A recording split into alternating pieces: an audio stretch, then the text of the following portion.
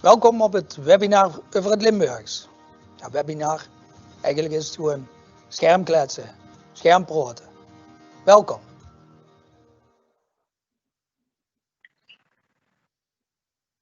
Welkom bij het webinar Prijsvraag Limburgse taal. Wat fijn dat je er allemaal kijkt. Ongeveer een jaar geleden, of eigenlijk meer dan een jaar geleden, namelijk op 6 november 2019, ondertekende de provincie Limburg en het ministerie van Binnenlandse Zaken het convenant Limburgse taal.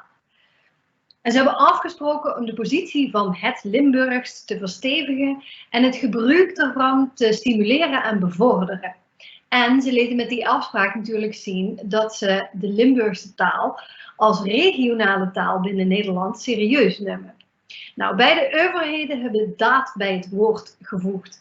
Ze stelden eerder 24.000 euro ter beschikking voor de ontwikkeling van kindermateriaal in het Limburgs. Die 50.000 euro is voor in het werkveld. Geren dus 4 partijen eerder 12.500 euro. Mits er een goed plan komt, dat wordt opgesteld in samenwerking met kinderdagverblijven en of het primair onderwijs. Nou, dit hebben we heel compact in een heel mooi filmpje samengevat. Kijk maar even met.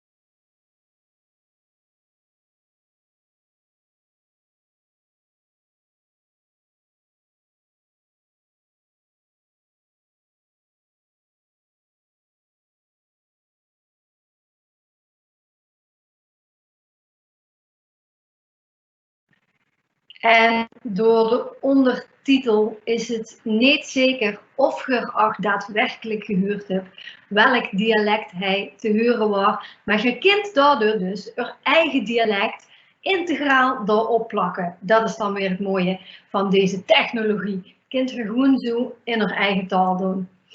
De spelregels van vanavond, van deze webinar, is dat als er een vraag komt tussendoor, dan mag die via de chatbox gesteld worden. En goed om te weten dat daar Sylvia zit van het Huis voor de Kunsten. En zij zal die vraag aan mij doorspelen. Het is fijn als je dus niet onderling hele kletsverhalen of gezelligheid of even bijpraten via de chat. Dat is voor een ander moment en een andere plek. Laten we hij de vragen die opgeroepen worden naar aanleiding van de verhalen die verteld worden even filteren en die komen dan later vanavond aan bod.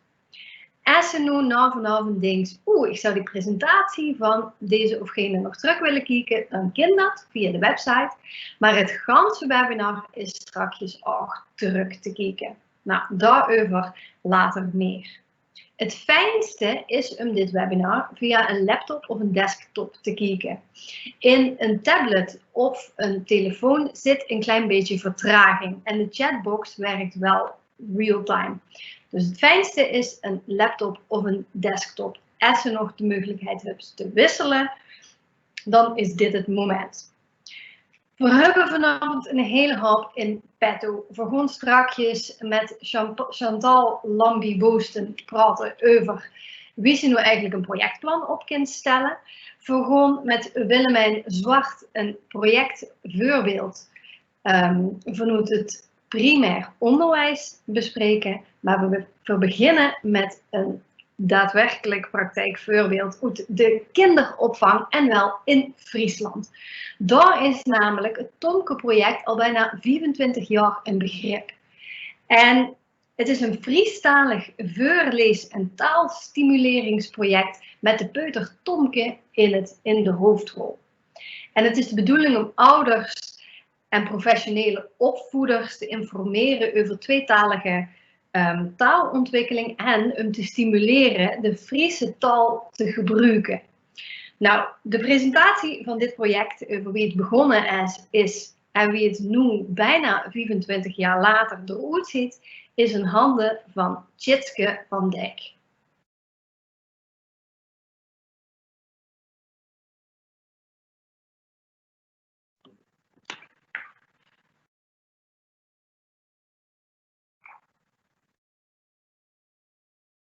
Tjitske, dan mag ze nog even, je mag je microfoon even aanzetten.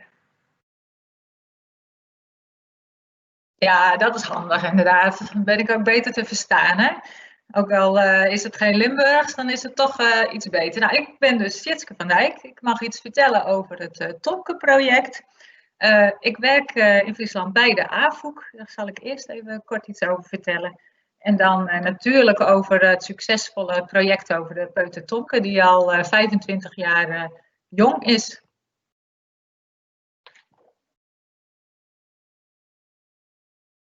Nou, ik werk bij de AVOEK en de AVOEK is een organisatie in Friesland, een Friese uitgever moet ik zeggen.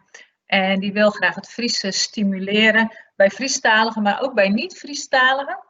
Dat betekent dat ze mensen bewust willen maken van de rijkdom en de meerwaarde van meertaligheid en in het Fries in het bijzonder. In Friesland zeggen we altijd, wij krijgen gratis en zomaar een tweede taal bij. Waarom zou je daar niet gebruik van maken? Nou, dat is eigenlijk natuurlijk met alle streektalen het geval. En de AVOEK wil heel graag praktisch helpen om het gebruik van het Fries ook echt te stimuleren. Want ja, de taal is er om gebruikt te worden tenslotte. Nou, en hoe willen ze dat dan doen? Door voorlichting te geven, bijvoorbeeld aan bedrijven, aan scholen, aan zorginstellingen, hoe zij hun mensen ook in het Fries kunnen benaderen, hun cliënten en patiënten. Nou ja, je ziet het ook op de PowerPoint. Er is een verscheidenheid aan Friese boeken die de AVOEK uitgeeft. Van prentenboeken tot romans, tot avonturenverhalen, tot informatieve boeken. Er is een hele onderwijslijn, er staat al van Piet tot promovendus. Dat wil de AVOEK graag verzorgen, dus van peuter tot universitaire studies daar ook Fries aanbieden, ofwel onderwijs in het Fries, of werkelijk een graad halen in het Fries. En de zichtbaarheid, dat heeft ook een plekje bij ons, de zichtbaarheid van het Fries op straat, bijvoorbeeld in de supermarkt of op billboards langs de kant van de weg. Het onderste plaatje wat je daar ziet, dat zijn de nieuwste, die staan nu rondom in Friesland overal langs de weg. Ik werk zelf voor het Tomke-project en voor het basisonderwijs en de overgang daartussen. Dus het is een hele fijne gelegenheid om daar wat over te vertellen hier op dit webinar. Ja, zoals jullie allemaal wel weten, in de voorschoolse periode dan leren peuters eigenlijk in een snel tempo taal. Iedereen kent het voorbeeld wel dat je je kind iets hoort zeggen waarvan je denkt, waar heeft hij dat vandaan? Zo snel pikken kinderen taal op. Daarom is het dus ook heel belangrijk dat die basis van de taal goed is. En of dat nou het standaard Nederlands is, wat een hoop mensen denken dat je daar zo vroeg mogelijk mee moet beginnen, of dat dat je moedertaal is, de taal waar je in opgroeit. Dat is eigenlijk van ondergeschikt belang. Als je de basis goed hebt, dan leer je later ook gemakkelijk nieuwe talen erbij. En omdat wij in Friesland het Fries hebben, zijn we ons daar heel erg van bewust. Het Nederlands komt langs alle kanten binnen. Je zet de tv aan, je kijkt een filmpje, je krijgt het op school, je leest een boek voor. Overal is het Nederlands te vinden. En het Fries dreigt daardoor soms wat ondergesneeuwd te worden.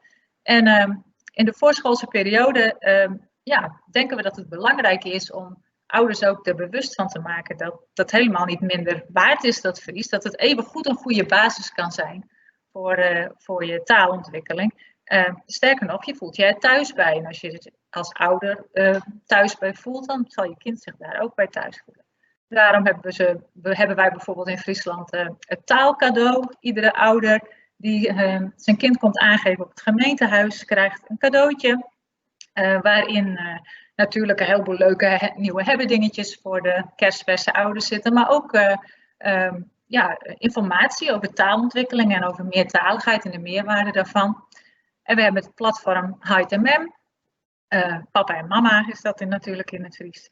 En daar kunnen ouders ook informatie vinden of leuke kaartjes. En er zit een mooi tijdschrift bij wat gratis verspreid wordt onder kinderen van 0 tot 12 jaar. Voor hun ouders, maar er zit natuurlijk ook wat in voor de kinderen. En daarnaast, behalve voor ouders, ontwikkelen we ook materialen voor professionele opvoeders. Bijvoorbeeld scholingen, nieuwsbrieven. En waar ik vandaag ook vooral iets over ga vertellen, dat zijn materialen die wij ontwikkelen. En dan met name het Tomke-project, want daar zit ik hier eigenlijk voor. En het is helemaal niet erg om daar iets over te vertellen. Het Tomke-project is een taal- en leesbevorderingsproject voor jonge kinderen en hun opvoeders in Friesland. En de kracht daarvan is eigenlijk dat dat niet bedacht is door de AVOEK of de bibliotheek of de kinderopvang.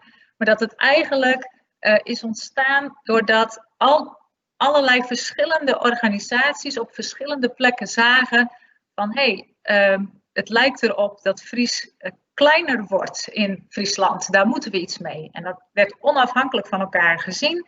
En toen zijn de koppen bij elkaar gestoken en daar is het Tomke-project eigenlijk uit voortgekomen. En omdat het zo breed gedragen wordt, heb je allerlei verschillende insteken waarop je met die taal aan de slag kunt gaan. Zoals ik al zei, de start van het project was eigenlijk, mensen zagen dat kinderen eerder het Nederlands werd geleerd dan het Fries, terwijl eigenlijk de ouders bijvoorbeeld wel Fries spraken.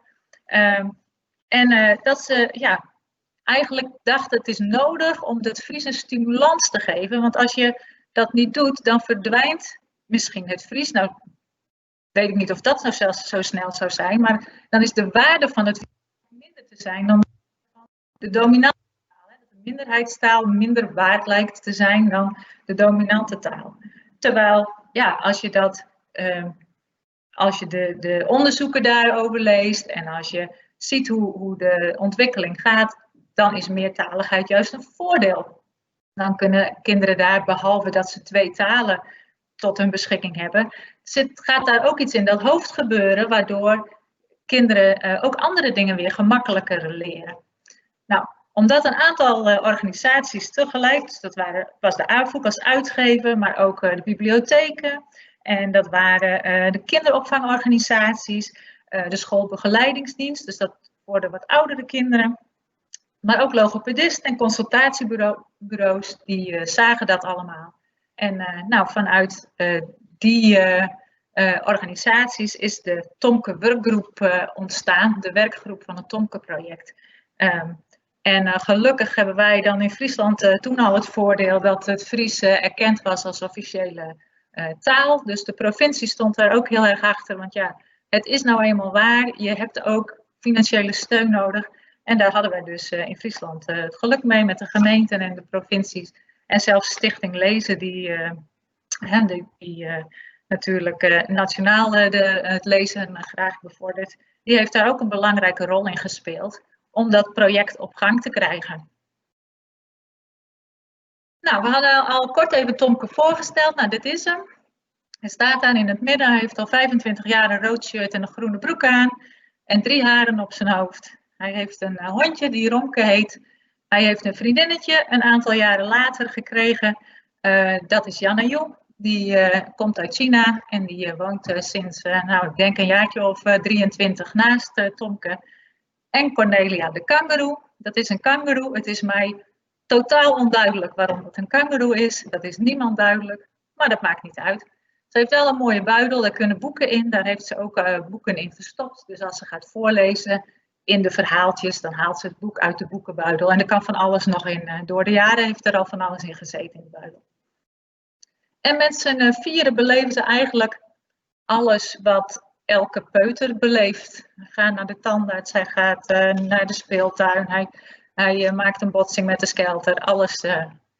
En dat is natuurlijk ook het mooie eraan, dat het heel erg aanspreekt voor jonge kinderen. De schrijfsters van Tomke, die doen dat dus ook nu al 25 jaar. Inmiddels zijn er wel wat nieuwe aanwas van schrijvers bijgekomen. Maar de tekenaar die tekent al 25 jaar Tomke. Het startte in het begin met een auto met een achterklep vol boekjes met verhaaltjes, gekopieerde blaadjes van Tomke. En daarmee gingen ze op weg langs de peuterspeelzalen van, nou, is dit wat voor jullie? Zouden jullie dit eens willen voorlezen? Willen jullie dan eens delen met ons? Is dat geschikt? Wat kunnen we veranderen? En langzaam maar zeker werd Tomke een begrip. En 2 dingen hebben daar een grote rol bij gespeeld. En dat is de Frieske Voorleesweken. Elk jaar in de eerste volle week van juni is het voorleesweek in Friesland. En we hebben het Zelskip voor Frieske taal en schriftenkennissen. Die regelt voorlezers. Dat kan de burgemeester zijn, maar dat kan ook oma zijn of de buurvrouw van de hoek. Ze regelen een hele hoop, een stuk of 1000 voorlezers. Die door de hele provincie op, nou zeg maar elke peuterspeelzaal bij gastouders gaan voorlezen uit het Tomke boekje. Jullie zien daar het plaatje van de 24e editie. Dat is de laatste, die van dit jaar. En dit nemen de voorlezers mee naar de peuterspeelzalen. En die lezen daaruit voor. De boekjes blijven daar. En elke peuter krijgt het boekje mee naar huis. Inmiddels zijn de cijfers zo dat er meer dan 12.000 peuters in Friesland in juni worden voorgelezen uit het Tomke-boekje. En die dus dat Tomke-boekje ook mee naar huis krijgen. Dus dat is natuurlijk een enorme stimulans, waardoor het boekje ook thuis komt. En de kinderen weten van, hé, dat heb ik op de opvang, op school of bij de oppas gelezen. En dan kunnen Hart en Mem daar natuurlijk ook uit gaan voorlezen. Dat is tenminste het idee. En toen bedacht Omroep Friesland, jongen, die Tomke, dat is misschien ook leuk om daar iets op televisie mee te doen. En die zijn toen begonnen met de Tomke-uitzendingen. En ja, toen werd Tomke natuurlijk een televisieheld. En dat is altijd goed voor de populariteit van zulke soort mannetjes. En voor de bekendheid ervan. Dus kinderen die in de bibliotheek komen, Tomke zien. Hé, die ken ik van televisie of die ken ik van school of van de opvang. Dus dit waren 2 grote dingen waardoor Tomke eigenlijk heel groot is geworden in Friesland. Nou, en toen ging het natuurlijk alle kanten op met Tomke. Er kwamen Tomke-voorstellingen. Die zijn er nog steeds. Die kunnen peuterspeelzalen boeken via de bibliotheek of via tomke.nl, de website van Tomke. Dan komen ze op de opvang of ze komen spelen in de bibliotheken. En Tomke is natuurlijk online tegenwoordig. Hij gaat met zijn tijd mee. Op tomke.frl is allerlei informatie te vinden over wat Tomke is, maar ook spelletjes om te spelen voor thuis en ook informatie voor peuterleidsters bijvoorbeeld, die op hun opvang iets willen doen met het Fries. En Tomke zit op Facebook, Tomke zit op Pinterest, hij zit op YouTube, hij is overal, hij heeft zijn eigen app die gratis gedownload kan worden waar kinderen liedjes kunnen luisteren, verhaaltjes kunnen horen, filmpjes kunnen kijken die Omroep Friesland dan weer heeft aangeleverd voor de app. Kleuren, nou ja, allerlei dingen die ze dan ook met Tomke kunnen doen, zodat Tomke ook mee onderweg kan. Hè? Dat is dan was een beetje het verhaal. Ja, en omdat er steeds meer tweetalige peuteropvang komt in Friesland, kwam er ook steeds meer behoefte aan materiaal voor de peuteropvang. Educatieve materiaal in het Fries. Tomke was er wel en er werd wel eens een filmpje gekeken of een liedje gezongen.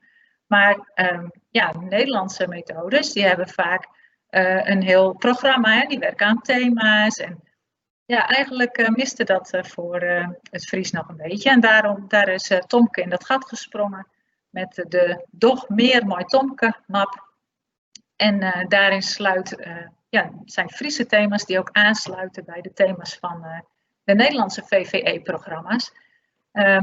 Ja, dat is een groot succes.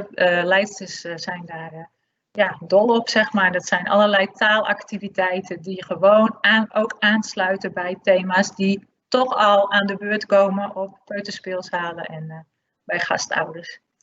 En nou ja, dankzij de provincie kunnen we dat ook gratis aanbieden aan peuterspeelzalen en opvang. Nou, dat is natuurlijk een grote stimulans ook om dat aan te schaffen. En natuurlijk zijn een heleboel dingen nu digitaal tegenwoordig. Dus we hebben ook de Tomketheek, dat is een soort bibliotheek, maar dan met alleen maar Friese digitale materialen. Bijvoorbeeld liedjes, filmpjes, maar ook kleurplaten, printmateriaal, tekeningen die leidsters op de ramen kunnen zetten, brieven voor ouders in het Fries. Die ze kunnen gebruiken. En ook daar kunnen leidsters dan een inlogcode voor aanvragen. En dan kunnen ze dat materiaal gebruiken waar ze voor willen. Niet alleen Tomke materiaal trouwens. Maar ook, ja, er zijn door de jaren natuurlijk een heleboel liedjes gemaakt. En een heleboel verhaaltjes geschreven voor peuters. En die zijn daar te vinden in de Tomketheek. Dus dat is eigenlijk zeg maar de digitale versie van de dikke map. Nou, en ook nu nog steeds, dat is eigenlijk waar we nu zijn gekomen, zo'n hele grote map en een digitale bibliotheek met allemaal Friese materialen. Ik kan me voorstellen dat als je net zou beginnen met zo'n project, dat je denkt van, moeten we dat allemaal doen, maar nog steeds zijn we niet alleen met van die hele grote dingen bezig, zoals een heel digitaal platform en zoals scholing aan mbo-studenten in het Fries over Friese taalontwikkeling. Maar we zijn nog steeds ook gewoon bezig met, er zijn nationale voorleesdagen in januari. Er is een prentenboek van het jaar. Is dat er in het Fries? Nee, dat bestaat niet in het Fries. Nou, dan maken wij een vertaling en dan bedenken we daar een taalactiviteit bij voor peuters. En die sturen we op naar peuterspeelzalen. De peuters kunnen niet lezen. Dus als jij het prentenboek voor je hebt en je leest de vertaling in dit geval het Fries, maar in jullie geval het Limburgs of het Twents of wat voor taal, dan kun je ook voorlezen. Dan is het hetzelfde prentenboek, alleen is het dan in je eigen taal, in ons geval dan in het Fries. En dit jaar was natuurlijk corona, niemand kan er onderuit. Ja, en Tomke is ook maar gewoon een peuter en die heeft daar ook mee te maken. Die kan niet naar zijn paken Pieter die in het verzorgingshuis zit. Dus die moet dan ook voor het raam een tekening omhoog houden. En de schrijfster en de tekenaar die hebben zich daar ook voor ingezet om dan dat soort verhaaltjes te maken. En ook te verspreiden onder ouders en kinderen. En bijvoorbeeld de woordkaart, de corona-woordkaart, tweetalig. Met Friese woorden die dan weer passen bij corona. En zo proberen we niet alleen de grote dingen te zien, maar ook steeds te kijken van wat speelt er nu en waar kan Tomke wat beleven. Dat is het mooie van Tomke. Hij beleeft alles wat een peuter beleeft. Dus het is eigenlijk, je kan altijd, elke gelegenheid is een mogelijkheid om met taal aan de slag te gaan met jonge kinderen. Dat is zo'n beetje Tomke. Ik heb nog wat webadressen voor jullie in de PowerPoint gezet. Voor het geval je denkt van nou, ik zou graag eens een keer iets meer zien over Tomke willen lezen. De websites zijn niet alleen in het Fries te lezen, maar ook in het Nederlands. Stel je vindt dat makkelijker, dan kan dat. En ja, wij zijn heel blij met Tomke. Hij wordt volgend jaar 25 jaar. Dus dat betekent dat hij al een aardige poos meegaat. Maar wij denken dat hij er nog wel 25 kan hebben. En ja, we hopen dat het natuurlijk ook een mooi voorbeeld is voor jullie om straks aan de slag te gaan met jullie moedertaal, ook voor jonge kinderen. Want daar begint het. En als kinderen waarde zien van hun eigen taal, ja, dan krijgen ze ook de meerwaarde daarvan mee voor de rest van hun ontwikkeling. Dus ja, vanuit Friesland hier, vanuit Bolzwart, heel veel succes met alle plannen die jullie allemaal gaan schrijven. En, nou, ik ben heel erg benieuwd en ik hoop dat ik een beetje kon inspireren met Tomke. Dankjewel, Tjitske. Ik heb toch even een paar vragen voor je, alvast, als dat kan. In het Limburgs hebben wij meerdere dialecten. Is dat in het Fries ook zo? Of is daar maar één dialect? Nee hoor, dat is absoluut niet zo in Friesland. Hebben we ook allerlei dialecten. Ik kom zelf wat ze noemen van de klei. Dus dat klinkt alweer anders dan als je uit de wouden komt. Maar ja, we hebben in het Fries dan, zeg maar dan wel het Fries. Dat gebruiken wij voor Tomke ook. Maar je hebt ook verschillende dialecten nog. Bijvoorbeeld het Beeld. Dat is een mengelmoesje tussen Nederlands en Fries. En die hebben ook hun eigen taal, hun regionale taal. En Tomke heeft ook boekjes in het Beeld. En er zijn ook boekjes van Tomke in het Stellingwerfs. Maar dat is dan dus de moedertaal van de kinderen daar. En hoeveel subdialecten zijn er dan? Ongeveer? Weet je dat? Nou, dat weet ik zo ongeveer niet. Ik kan een kaartje. Ik zal vast mensen van de Friese Academie nu moeten beschamen. Maar ik kan me een kaartje voor de geest halen waar, nou in ieder geval, nou het eilanders is natuurlijk ook alweer een aparte taal. Waar in ieder geval 7 of 8 verschillende Friese dialecten in staan. Oké. En hoe reageerden ouders van kinderen waar thuis bijvoorbeeld alleen maar Nederlands wordt gesproken op het Tomke-project? Nou kijk, het Tomke-project is in die zin niet een dwingend project. Je moet geen Fries. Kijk, en dat is misschien ook wel het sterke. De kinderen krijgen het mee en komen ermee thuis. Nou, welke ouder gaat zeggen, nee, dat is stom. Als je kind komt met iets van een boekje. Dat is, ja, misschien zijn ze er, maar ik ken ze niet. We willen niet dat alle kinderen die nu Nederlands spreken per se Fries gaan praten. Maar we willen wel dat kinderen zien van, hé, deze taal is ook heel vlak bij mij, in mijn omgeving. Andere mensen spreken het, andere kinderen spreken het. En waarom? Ja, er is een verschil, maar ja, het kan naast elkaar prima bestaan. En Tomke is hartstikke Fries. Tomke spreekt ook geen Nederlands, dat is wel een afspraak. Dus ja, als je met Tomke wil, ja, dan moet je toch minimaal proberen te verstaan. En je merkt dat, ja, dat kinderen daar eigenlijk heel positief op reageren. En geldt dat dan ook voor kinderen die niet in Nederland geboren zijn? Die dus misschien zelfs dan 2 talen moeten leren onder de knie krijgen. Dus zowel het Nederlands als het Fries. Buiten de taal.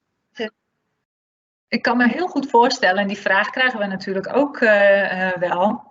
Ik kan me heel goed voorstellen dat je als ouder of als leidster of dat je dat niet van een kind wil eisen om ook het Fries te moeten. Maar je verbaast je erover. Kijk, als de leidster geen Fries spreekt, maar de kinderen met het spelen wel. Ja, natuurlijk verstaan ze niet gelijk alles, maar kinderen spelen toch met elkaar. Ze vinden een manier om dat te spelen en om die taal van elkaar te begrijpen op de een of andere manier. Dus wij willen niet zeggen van nou je moet en je zal Fries leren. Ik kan heel goed begrijpen dat Nederlands dan een eerste basis zou zijn. Maar wat wij graag willen is dat kinderen zich bewust zijn van er zijn hier meer talen. En zeker de kinderen die van buiten komen, die begrijpen al dat er meer talen zijn. Dankjewel, Tjitske, voor dit heldere en inspirerende verhaal.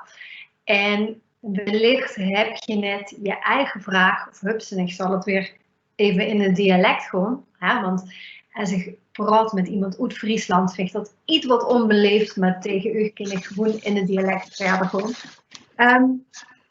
Misschien hebben ze net een eigen vraag voorbij huren komen. Dat kind namelijk veel weken later heeft ingelogd. Als ze een vraag hebt gedurende de presentaties, zet hem even in de chat.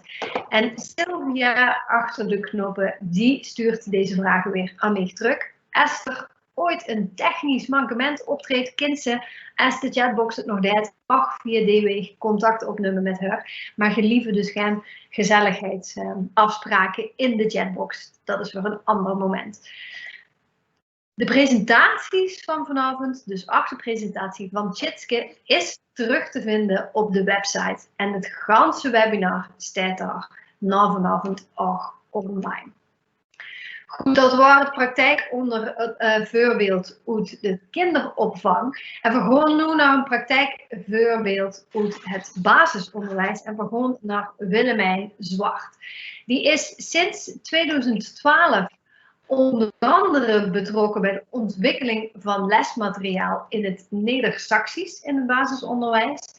En zij gaat dus aan de hand van successen, van bijvoorbeeld het Wiesneus-project, maar ook de mislukkingen, zoals een leerlijn in het IPC-curriculum, haar lessons learned in streektaalonderwijs gaat zij met u delen.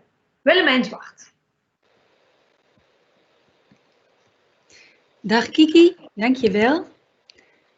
Ik hoop dat jullie mij inmiddels zien en ook mijn presentatie. Ik geloof dat dat het geval is. Ik zal eerst even kort iets over mezelf vertellen en dan wat uitgebreider stilstaan bij het project dat ik jullie graag wil laten zien. Ik ben Willemijn Zwart. Ik kom uit Enschede. Ik heb Nederlands gestudeerd en ook een hele tijd als leraar Nederlands aan de bovenbouw HAVO-VWO lesgegeven. En op een gegeven moment de overstap gemaakt naar de PABO, waar ik ook vakdidactiek taal gaf en aan de leraaropleiding Nederlands. Al vroeg in mijn onderwijsloopbaan ben ik daarnaast materiaal gaan ontwikkelen. En daar heb ik de naam educatief ontwerpen op geplakt. En dat betekent dat ik lesmateriaal zo maak dat andere docenten er ook weer zelf hun les mee kunnen geven. Dus iedere leerkracht kan zijn eigen lessen ontwerpen, maar lessen zo maken dat een ander ermee verder kan. Ja, dat is een vak apart. En dat is volgens mij het leukste vak van de hele wereld. En wat hier ook even in het rode blokje staat, als je vragen hebt, eigenlijk net wat Kiki net zei, zet ze gewoon in de chat. Dan komen ze straks aan bod in de ruimte daarvoor in dit webinar. Schiet je later nog iets te binnen of wil je liever een keer uitgebreider antwoord, dan mag je ook altijd mailen. Mijn mailadres staat hier onderaan, w.zwart@comfort.nl. Sinds 2012 werk ik als educatief ontwerper, maar sinds 2017 mocht ik ook van start als projectleider streektaalonderwijs in de provincie Overijssel. En dat vond ik een enorme uitdaging, vooral ook omdat ik in mijn eigen afstuderen als eerste grads docent Nederlands me gericht had op de meerwaarde van streektaal, en dan in mijn geval het Twents, hier in Twente, voor het taalonderwijs op school. En iedereen die ooit een scriptie heeft moeten schrijven, kent dat denk ik wel. Als je klaar bent met je scriptie, dan weet je ongeveer alles van ongeveer niks. En ik weet dus ongeveer alles van het spellen van de lange en korte ei in groep 4 en hoe je dat kunt ondersteunen als kinderen thuis ook de streektaal spreken. Door te kijken of je in de streektaal een uitspraakverschil hoort tussen de lange en korte ei. En het mooie is dat dat volgens mij ook in Friesland en ook in Limburg opgaat. Dus mijn resultaten voor het Twents kun je zeker ook breder trekken. Maar goed, mocht je daar dus meer over willen weten, dan bel of mail vooral een keertje en dan vertel ik daar graag meer over. Maar nu over mijn rol als projectleider streektaalonderwijs. Die rol heb ik bij de IJsselacademie. En de IJsselacademie is het Overijssels Instituut voor Streektaal, regionale geschiedenis en immaterieel erfgoed, dus ook tradities bijvoorbeeld. En de IJsselacademie wordt 100% gefinancierd door de provincie Overijssel. En dat maakt onderdeel uit van de 4-jaarlijkse cultuurnota. En dat betekent dat je telkens voor 4 jaar weet waar je op afgerekend wordt en wat je moet gaan doen. En dat is dus eigenlijk een hele luxe positie, want dat betekent dat je niet elke keer opnieuw kleine subsidies hoeft aan te vragen, maar gewoon weet, hier kunnen we werk van maken. En de provincie Overijssel heeft de afgelopen rondes telkens wat meer ruimte voor streektaal vrijgemaakt. En voor de afgelopen 4 jaar waren dat 3 doelen op het gebied van streektaalonderwijs. Namelijk meer Neder-Saxisch in de klas, basisschool, ook middelbare school. Dat is hier nu niet relevant, dus daar ga ik het ook niet verder over hebben. Neder-Saxisch op de PABO's, dat is denk ik ook heel erg relevant voor jullie. Maar daar komt in dit half uurtje niet veel informatie over. Maar mocht je daar toch specifiek vragen over hebben, dan kan dat natuurlijk. En een onderzoek naar de attitude onder jongeren en dan met name pubers. En ook daar zal ik nu niet bij stilstaan. Wat wel heel interessant was bij mijn start bij de IJsselacademie, was dat ik deze 3 fantastische doelen had en 4 jaar de tijd om me daarin vast te bijten. Maar behalve tijd had ik eigenlijk geen budget. Dus geen uitvoeringsmiddelen om dingen te gaan drukken of op te laten maken of door een professional te laten vertalen. Dus vrijwel alles wat we gedaan hebben is in eerste instantie handwerk, houtje touwtje, zelf in Word, zo klungelig als je maar kan bedenken. En desalniettemin vaak heel erg effectief. Nou ja, ik zei dus we hebben geen budget, maar we hadden aan het begin wel al gelijk een heel breed netwerk. En dat wil ik graag even met jullie doorlopen, want naast de verhalen van Tjitske en van mij, denk ik dat je online op heel veel plekken andere goede praktijkvoorbeelden kunt vinden van streektaalonderwijs dat werkt. Alleen, ja, als je gaat googlen vind je lang niet alles. Niet alles is altijd even goed vindbaar met hoe die algoritmes werken. Dus daarom loop ik toch even een aantal van de belangrijkste organisaties in Nederland langs. En ik zal daar ook gelijk iets noemen over de projecten die ze hebben. Sorry voor deze hele drukke sheet, maar anders ga ik er veel te lang bij stilstaan. En zo kunnen we er even in vogelvlucht doorheen. Linksbovenaan heb je de Stellingwarver-Schieversrunte. Dat is in Friesland, de Stellingwerven, gemeente Oost en West-Stellingwerf. Maar daar wordt Neder-Saxisch gesproken. En de Stellingwarver-Schieversrunte heeft dus het geluk dat ze onder het Friese taalbeleid vallen en dus financieel vrij veel ruimte hebben en ook in het curriculum vrij veel ruimte krijgen voor hun eigen variant van het Neder-Saxisch. En daarvoor hebben ze ook heel uitgebreid heemkunde lesmateriaal gemaakt voor het basisonderwijs en voor het voortgezet onderwijs. En dat kun je als je op Stellingwarver-Schieversrunte googelt ook echt wel goed vinden. Het Huus van de Tal is de Drentse Neder-Saxische variant. En daarbij is het dus gelijk goed om de vragen die net over het Fries gesteld werden en die voor jullie in Limburg natuurlijk super logisch zijn in de Limburgse context.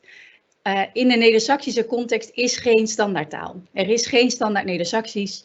Er zijn wel een aantal eigenschappen die je in alle Neder-Saxische taalvarianten terugziet.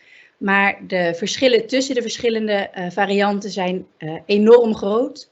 Niet alleen tussen Groningen en Twente of de Achterhoek en Drenthe, maar ook gewoon tussen Enschede en het dorp hier 2 kilometer verderop. En het Huus van de Tal is dus Drents. En het Huus van de Tal is eigenlijk in het Neder-Saxisch taalgebied echt koploper qua publicaties, uitgebreid lesmateriaal en ook het Wiesneus-project waar ik zo wat meer over ga vertellen. Dat is van origine een Drents project van het Huus van de Tal. Nou, de AVOEK hoef ik niks over te zeggen, want dat heeft Tjitske al gedaan. Het CEDIN is een Friese organisatie ook met heel bruikbaar materiaal, waar ik straks even 1 voorbeeldje van langs laat komen. Iets dichter bij Limburg in de buurt zit Erfgoed Brabant. Daar ligt dat nu, is daar nu wat minder ruimte voor, maar ze hebben wat ouder materiaal dat kinderen heel mooi laat kijken naar attitude, dus houdingen ten opzichte van anderen op het moment dat ze zelf Nederlands spreken en de ander Brabants of andersom. Echt heel waardevol. Dat soort materiaal is ook eerder in Limburg ontwikkeld. Toen ook gelijk in 12 verschillende varianten. En dat was, begreep ik van het Huis voor de Kunsten in Limburg, destijds een heel kostbaar project. Dus dat was voor mij in Overijssel heel leerzaam om te horen hoe ingewikkeld dat is om met zoveel verschillende varianten te werken. En dan verder heb je nog het Centrum voor Groninger Taal en Cultuur met Klunderlaw als basisschoolproject. En het Erfgoedcentrum Achterhoeks en Liemers, die bijvoorbeeld ook allerlei catecheseboekjes, dus over Pasen en Pinksteren en Hemelvaart en Kerstmis in de streektaal uitgegeven hebben. Dus die kun je daar vinden. Nou ja, dat was even over de verschillende organisaties, maar nu iets over hoe ik daarmee van start ben gegaan. Ik ben van start gegaan met allereerst het Wiesneus-project, daarover zo meteen veel meer, dat in Drenthe heel erg goed liep als een uitgave voor het basisonderwijs en die we graag naar Overijssel wilden halen. Tegelijkertijd waren er ook allerlei boeken, zoals het Jipke en Janneke, die je hier ook afgebeeld ziet, dus de Twentse variant van Jip en Janneke. Dus met bestaande boeken die al in het Twents vertaald waren of in andere dialecten in Overijssel, zijn we de hort op gegaan. Ik zei al dat ik een project van het CEDIN had. Dat is hier Jouw taal hoort bij jou. Dat was van oorsprong een boekje voor de Friese context. Voor kinderen tussen de 12 en 14 over wat doet het nou qua beroepskansen of welke taal spreek je graag thuis met familie of met vrienden. En die hebben we mogen heruitgeven van de oorspronkelijke auteur. En dat hebben we zo gedaan dat die niet alleen in Overijssel, maar eigenlijk in heel Nederland bruikbaar is. Dus waar eerder Fries stond, daar hebben wij streektaal neergezet. En er zijn ook allerlei commerciële producten die iets met streektaal van doen hebben. Zoals hier, weet je het nog? Dat is weet je het nog? Dus herinner je het nog? Memory. Waarbij we een lesbrief hebben gemaakt, zodat je op school dat spel niet alleen als spelletje kan spelen, maar ook veel meer taaloefeningetjes daarmee zou kunnen doen. En daarmee kom ik ook gelijk op een van de echte mislukkingen. Dus Kiki kondigde er net al aan. Wat heeft bij ons nou echt niet gewerkt? En dat was in het eerste jaar dat ik projectleider streektaalonderwijs was, hadden wij een basisschool in Enschede, een grote school. Heel erg gemotiveerd vanuit het management om iets met streektaal te doen. En dat wilden zij graag inbedden in hun IPC-curriculum. En dat is het internationale primary school curriculum waar zij mee werken. En dat wilden ze graag doen door hun eigen leerkrachten passend materiaal daarover te laten ontwikkelen. En ik heb echt geleerd dat dat een hele grote no-go is, tenzij leerkrachten ook echt daarin getraind worden en tijd krijgen bovenop hun normale lesgevende taak om zelf materiaal te ontwikkelen. Er is heel veel tijd in de begeleiding gaan zitten. Het materiaal was eigenlijk niet goed bruikbaar buiten die ene school, waarmee we dus van alle 500 scholen in Overijssel heel veel tijd op één school hebben ingezet, zonder dat dat een grote spin-off opleverde. En de eigen leerkrachten begonnen het ook elke vergadering die we hadden. Dus een maand later kwamen we weer bij elkaar en een maand later weer en een maand later weer. Steeds meer als een moedje en een last op hun schouders en iets wat het management wilde en niet wat zij zelf wilden te zien. In plaats van als iets dat leuk en waardevol is en waarin het goed is om aandacht aan de streektaal te besteden. Het enige wat het heeft opgeleverd is die mooie lesbrief die je daar rechts ziet. Dus de lesbrief streektaal, thema streektalen in Nederland. Met een heel simpel, basic formuliertje waarop de kinderen kunnen inkleuren waar zij denken dat Limburgs gesproken wordt en waar zij denken dat Fries gesproken wordt en waar zij denken dat Neder-Saxisch gesproken wordt. Nou, mocht je baat hebben bij dat materiaal, dan vraag het gerust. Het is rechtenvrij te gebruiken, mits je netjes vermeldt van wie de kaart is die je daarop ziet. Nou, wat uitgebreider over het Wiesneus-project. Het Wiesneus, ik ga hier dus met andermans veren pronken. Dus in Overijssel zijn we er echt heel succesvol mee geweest. Maar het is niet van oorsprong een project van mij of van de provincie Overijssel of van de IJsselacademie. Het is een project van het Huis van de Tal. Dus vandaar dat het logo hier nog een keertje staat. Waarin we wel dus op de schouders van reuzen zijn gaan staan en heel veel hebben bereikt. Anders dan Tomke, dus anders dan dat Tjitske net vertelde, heeft de Wiesneus geen vaste personages die elke keer weer terugkeren. En het verschijnt ook niet zo vaak als de kopij rondom Tomke. Maar de Wiesneus is een jaarlijks project dat inmiddels al meer dan 10 jaar loopt. Waarbij scholen, als ze zich aanmelden voor alle leerlingen, het tijdschrift Wiesneus krijgen in maart dialectmaand. Dus meer dialectmaand. Dus net zoiets als die Friese voorleesweken begin juni. Dat is echt een advies om met z'n allen breed gedragen een vast moment in het jaar te prikken waarop het voor scholen echt heel erg voor de hand liggend wordt om iets met streektaal te doen. En bij ons is dat maart. En het tijdschrift heeft een hele brede inhoud, omdat we het budgettechnisch graag interessant willen maken voor kinderen van 4 tot 12, zodat je een hele hoge oplage kunt verspreiden en niet met allemaal verschillende edities hoeft te werken. Dus er zitten rijmpjes in, liedjes, spelletjes, puzzels, altijd een zoekplaats met allemaal woorden, 2 wat langere voorleesverhalen, wedstrijden met een prijsje en dat telkens rondom een thema. Dus afgelopen jaar met het Lustrumjaar 75 jaar vrijheid hadden we als thema vrijheid, maar dan veel breder dan alleen over WO2. En komend jaar wordt het thema sport. En kunnen kinderen dus ook bijvoorbeeld een sportshirt winnen met team Wiesneus erop. En dat kopij hiervoor wordt gemaakt door aan de ene kant een aantal professionals, dus een goede illustrator en verschillende tekstschrijvers. Maar aan de andere kant ook aangeleverd door de medewerkers van het Huis van de Taal en de andere participerende streektaalinstituten. En inmiddels wordt de Wiesneus niet alleen in Drenthe verspreid, maar ook in Groningen, in de Achterhoek en in de provincie Overijssel.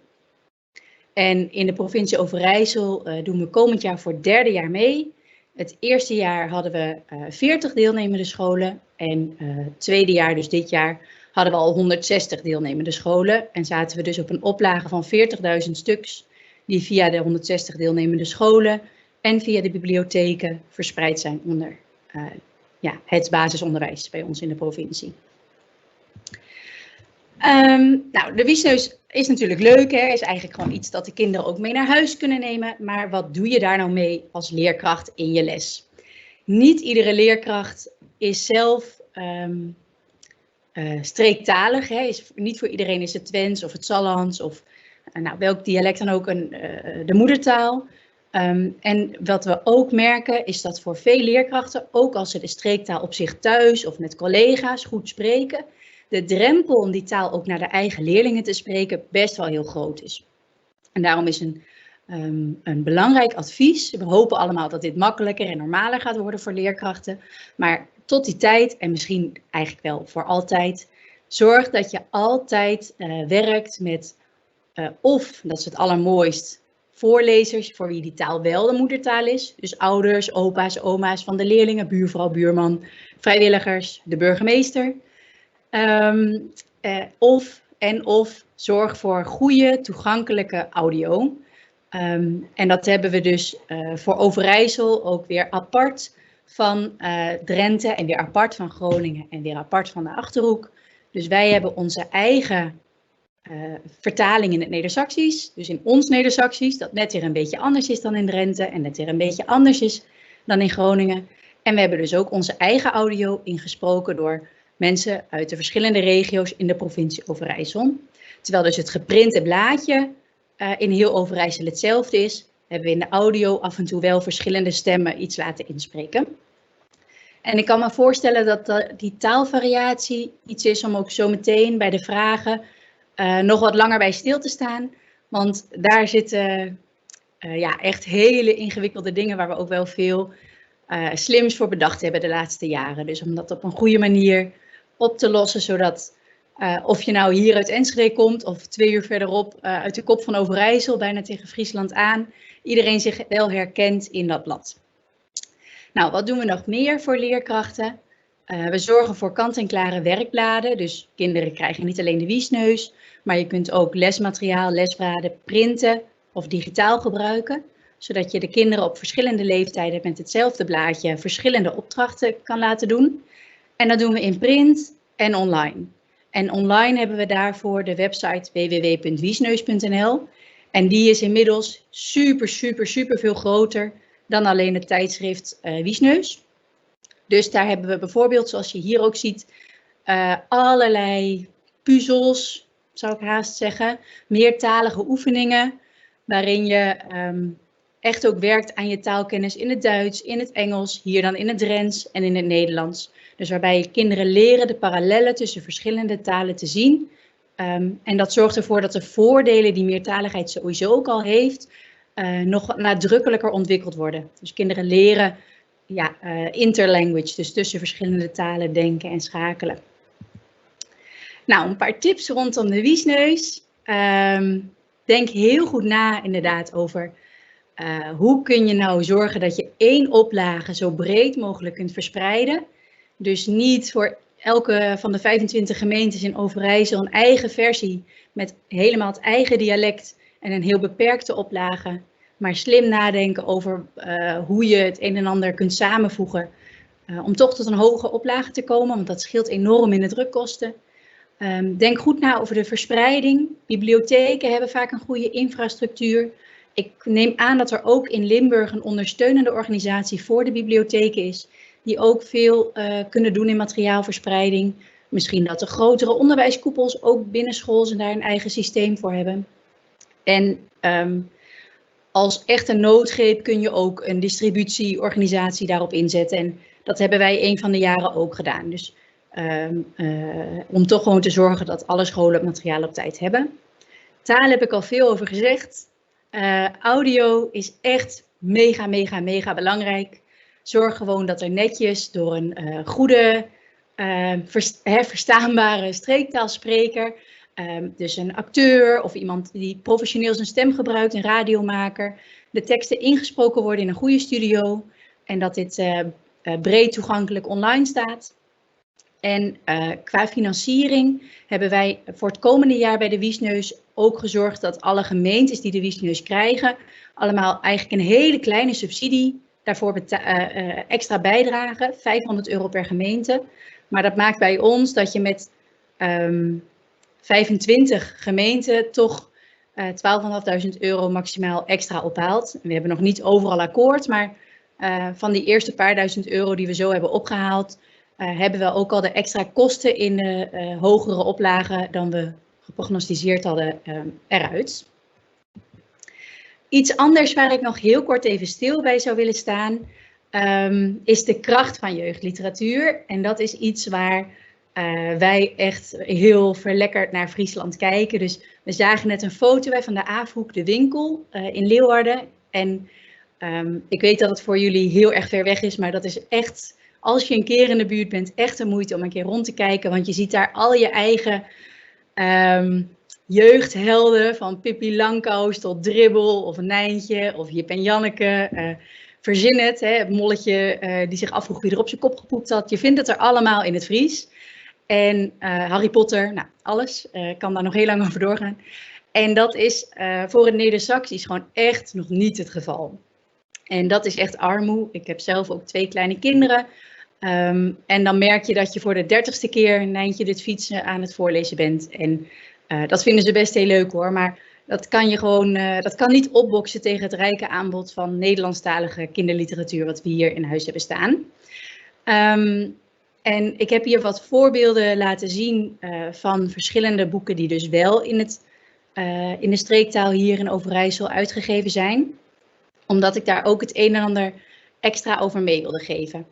Iets wat ik namelijk heel erg interessant vind. Je hebt uitgeverij Bornmeer in Friesland. Die heeft rechten om Nijntjes in de streektaal in Nederland uit te geven. En doet dat ook steeds meer. Dus blijkbaar zit daar ook voor hen financieel genoeg waarde in. Dus dat kan een interessante partner zijn om eens contact mee op te nemen. Maar iets waar ik echt, wat gewoon wereldschokkend nieuws is dat Lemnis Kaat, dus een grote kinderboekenuitgever, eigenlijk voor de grap begonnen is om de Gruffalo ook in het Rotterdams uit te geven. En ze daar deze zomer zulke positieve reacties op gehad hebben, dat de Gruffalo nu in heel veel verschillende varianten te verkrijgen is. Ook in Limburgse varianten, ook in Vlaamse varianten, Twente, Drenthe, Groningen, noem maar op. Telkens ook met heel bekende stemmen als insprekers. De audio staat gratis online. En hiermee heb je dus een heel populair boek onder kinderen dat gewoon door de commerciële uitgever gezien wordt als kansrijk om brood mee op de plank te krijgen door die ook in de streektaal uit te geven. Dus uiteindelijk is dat denk ik de meest vruchtbare route. Dus subsidie is super, maar ik heb het allerliefst dat die subsidie niet eens nodig is, want dan krijg je pas echt heel veel aanbod. En wat ik zo tof vind aan de Gruffalo is dat daar dus ook heel veel op de site van Lemniscaat, als je zoekt op Gruffalo Maastricht geloof ik, of Gruffalo Utrecht of verzin het, dat je ook overal gratis gelijk de audio kan vinden. En dat vind ik echt een hele belangrijke aanrader. En iets anders wat ik graag nog bij jeugdliteratuur, dus bij deze sheet wilde vertellen, is eigenlijk de suggestie die Tjitske ook al gaf. En die wij ook vaak geven aan ouders die een moedertaal hebben die kinderen, ik zeg het verkeerd, ouders die een moedertaal hebben die ze graag door willen geven aan hun kinderen, maar waar soms niet eens een schrijftaal bij bestaat. Dus Berber bijvoorbeeld, of er zijn meer talen die eigenlijk niet in de geschreven vorm literatuur kennen. Voor een peuter maakt het niet uit in welke taal een Nijntje geschreven is. Dus als jouw moedertaal een variant van het Limburgs is, dan kun je eigenlijk ieder prentenboek in jouw eigen moedertaal voorlezen. En dat kan wat onwennig zijn en dat kan wat zoeken zijn de eerste keer. Maar als je het een keer droog oefent en daarna weet hoe je het oplost, hoe je hem mooi in het Limburgs voorleest, dan kun je dat gewoon doen. En misschien kun je ook wel daar gelijk even een opname van maken en die misschien zelfs wel delen met de peuterspeelzaal of met de basisschool. Dus soms kan het ook heel veel laagdrempeliger en simpeler zijn dan je misschien denkt om een rijker aanbod van literatuur in je eigen moedertaal te creëren. Hier nog een paar tips over. De audio kan ik niet vaak genoeg zeggen. Interactief voorlezen is een term eigenlijk uit het onderwijs aan de PABO. En dat betekent dat je kinderen uitdaagt ook te reageren op het verhaal. Dus niet alleen voorleest, maar ook in de doeltaal, dus in dit geval in het Limburgs, vraagt: wat denk jij dat er gaat gebeuren? Denkt de muis nou echt dat die Gruffalo bestaat? Hoe zou jij je voelen als jij hier de uil was of als jij de Gruffalo was? Dus taal uitlokken bij de kinderen om echt een gesprek samen te hebben, interactie uitlokken. Interessante partners op het gebied van jeugdliteratuur.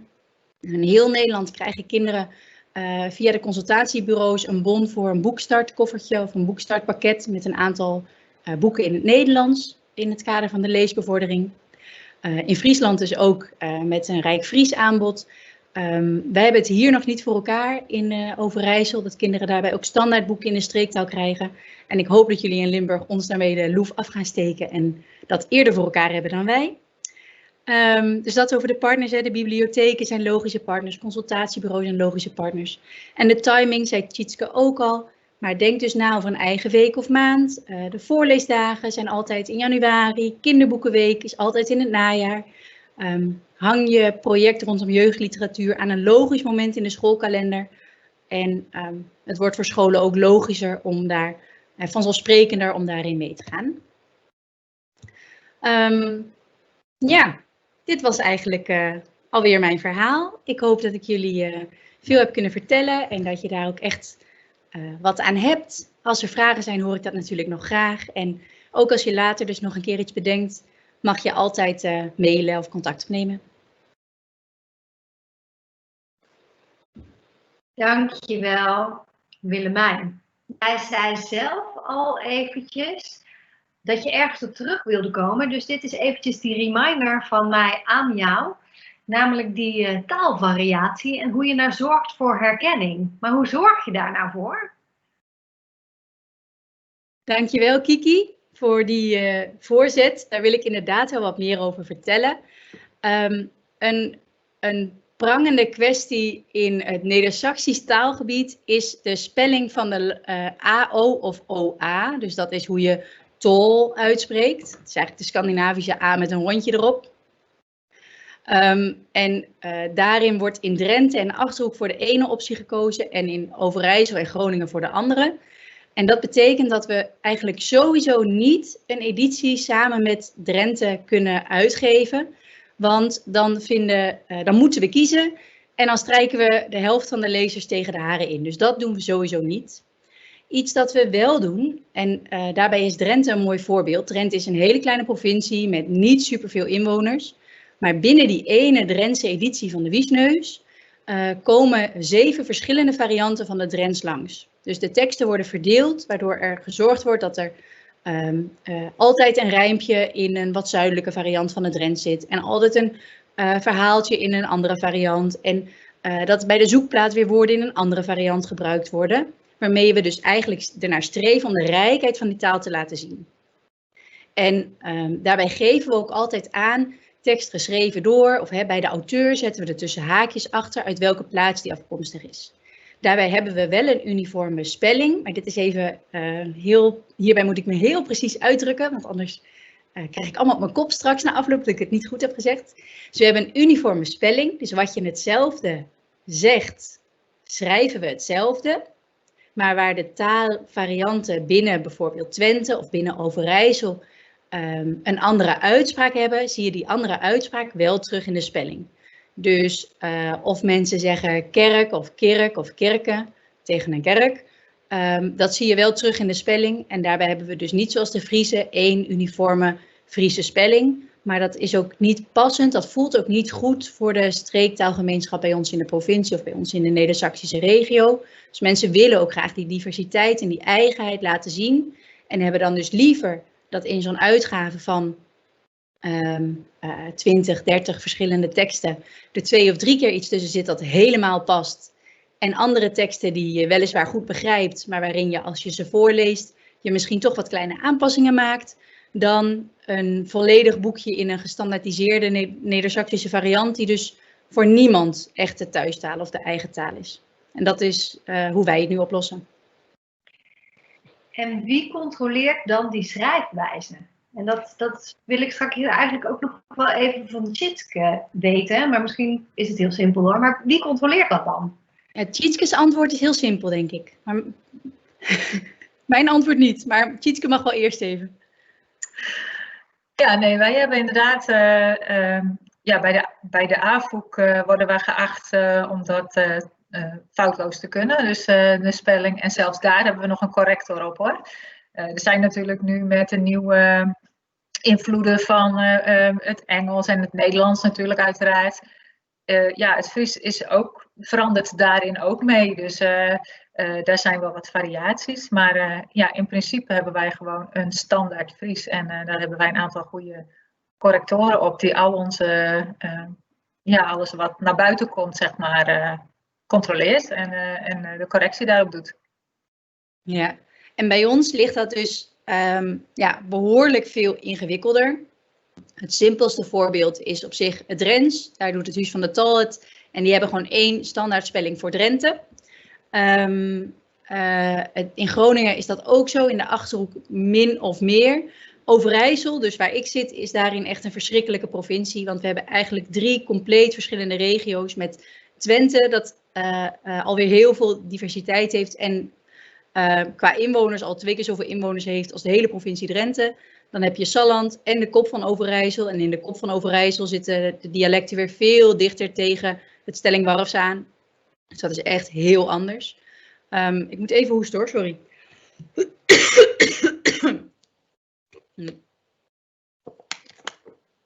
En daarom zeggen we in Overijssel dat we voor de West-Overijsselse dialecten de IJsselacademie-spelling gebruiken.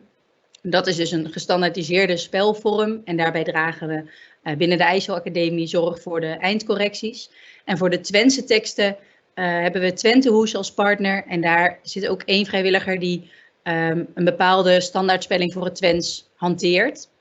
Maar dat betekent dat dus in de Overijsselse editie van de Wiesneus een woord in een Twentse tekst en een woord in de West-Overijsselse tekst een pagina verder verschillend gespeld kan zijn. Dankjewel. En als je nou, ik zal de vraag even heel lang stellen, zodat je eventjes een slok water kunt drinken in de tussentijd. als je nou dingen gaat vertalen, of hoe zit dat dan met patent? Hoe zit dat met de rechten? En dan vind ik het nog wel even leuk, want ik zag net de Gruffalo voorbij komen. En ik heb die nog een keer voorbij zien komen, laatst op mijn tijdlijn op Facebook, zoals zoveel. En als je dan in Limburg woont, dan denk je, hé, dat is leuk, want Frans Polks had hem vertaald in het Venlo's. Dus die hebben we nou ook. Willemijn, als jij zover bent, hoe werkt dat met rechten? Eigenlijk werkt dat met rechten net zoals alle andere creatieve uitingen.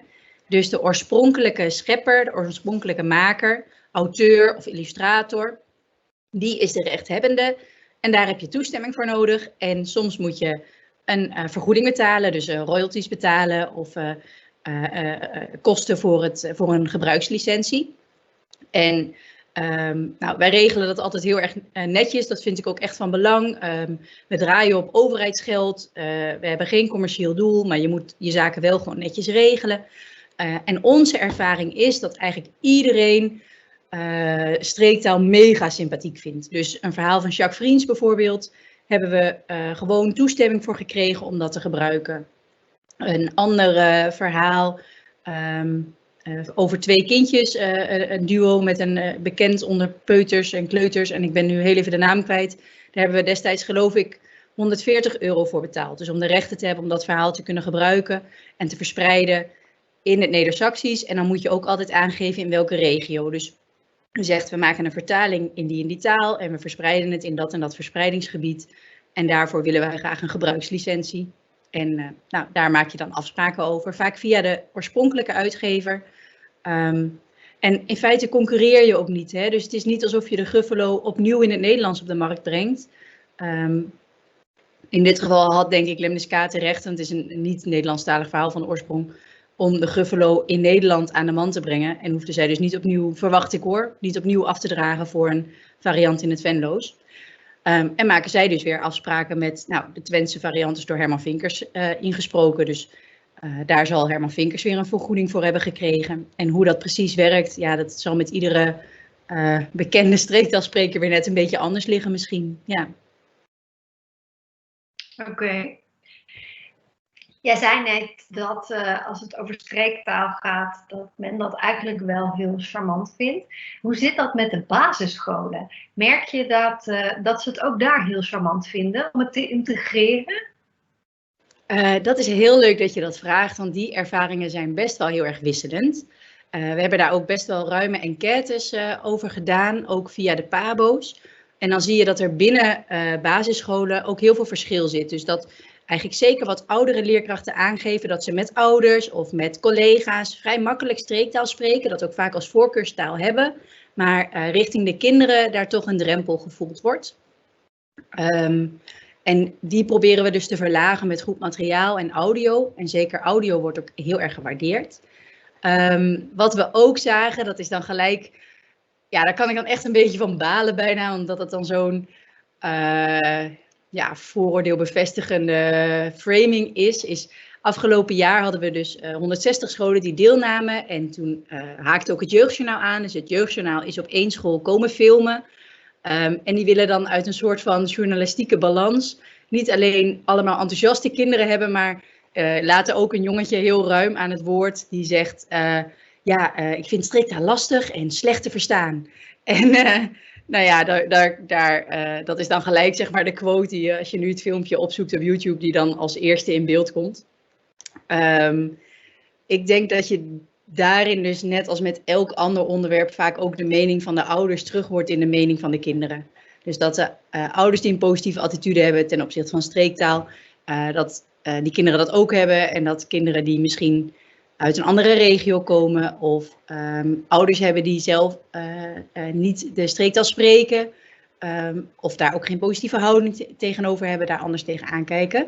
En ik denk dat die ouders soms nog ingewikkelder zijn dan de school. Dus ik denk dat we de leerkrachten inmiddels wel aardig mee hebben in het verhaal van meertaligheid is goed voor kinderen. Hè? Ook tweetalige scholen, drietalige scholen. Dus met, zoals in Friesland met Engels, Fries en Nederlands. En bij ons met Twents, Duits, Nederlands of Drents, Duits, Nederlands. Dat wordt verkend en er zijn steeds meer projecten over. En de scholen zijn eigenlijk wel heel geïnteresseerd.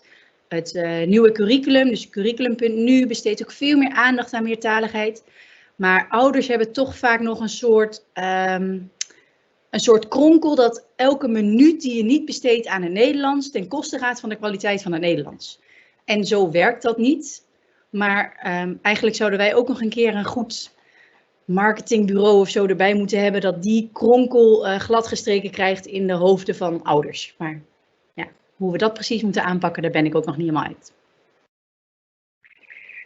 Nou ja, wie weet kijkt er nu iemand mee en heeft dadelijk een briljant plan dat hier in Limburg, waar het zaadje hier wordt geplant en wat jullie dan weer zomaar zouden kunnen verfijnen daarna. Want is het bijvoorbeeld, zo kwam ook uit de chat als vraag, dat als streektaal ingezet wordt in specifiek bij het basisonderwijs, dat bijvoorbeeld eerst eventjes in een ouderavond besproken wordt? Of juist om wat jij nu net zegt, maar liever niet?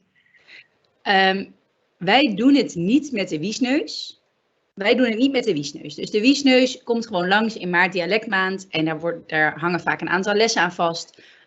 En dat is verder, dat kan zijn dat scholen zelf die keus maken, maar ik verwacht dat dat in de meeste gevallen na afloop is.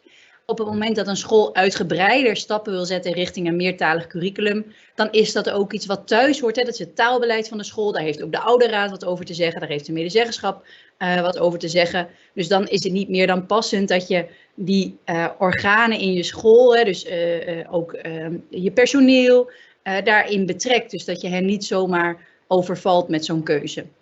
Ja, dat eigenlijk. Dankjewel. Er kwam een vraag uit de chat naar voren en die moet ik eventjes dan vanaf mijn scherm oplezen. Of er een week of een dag is van de Limburgse taal.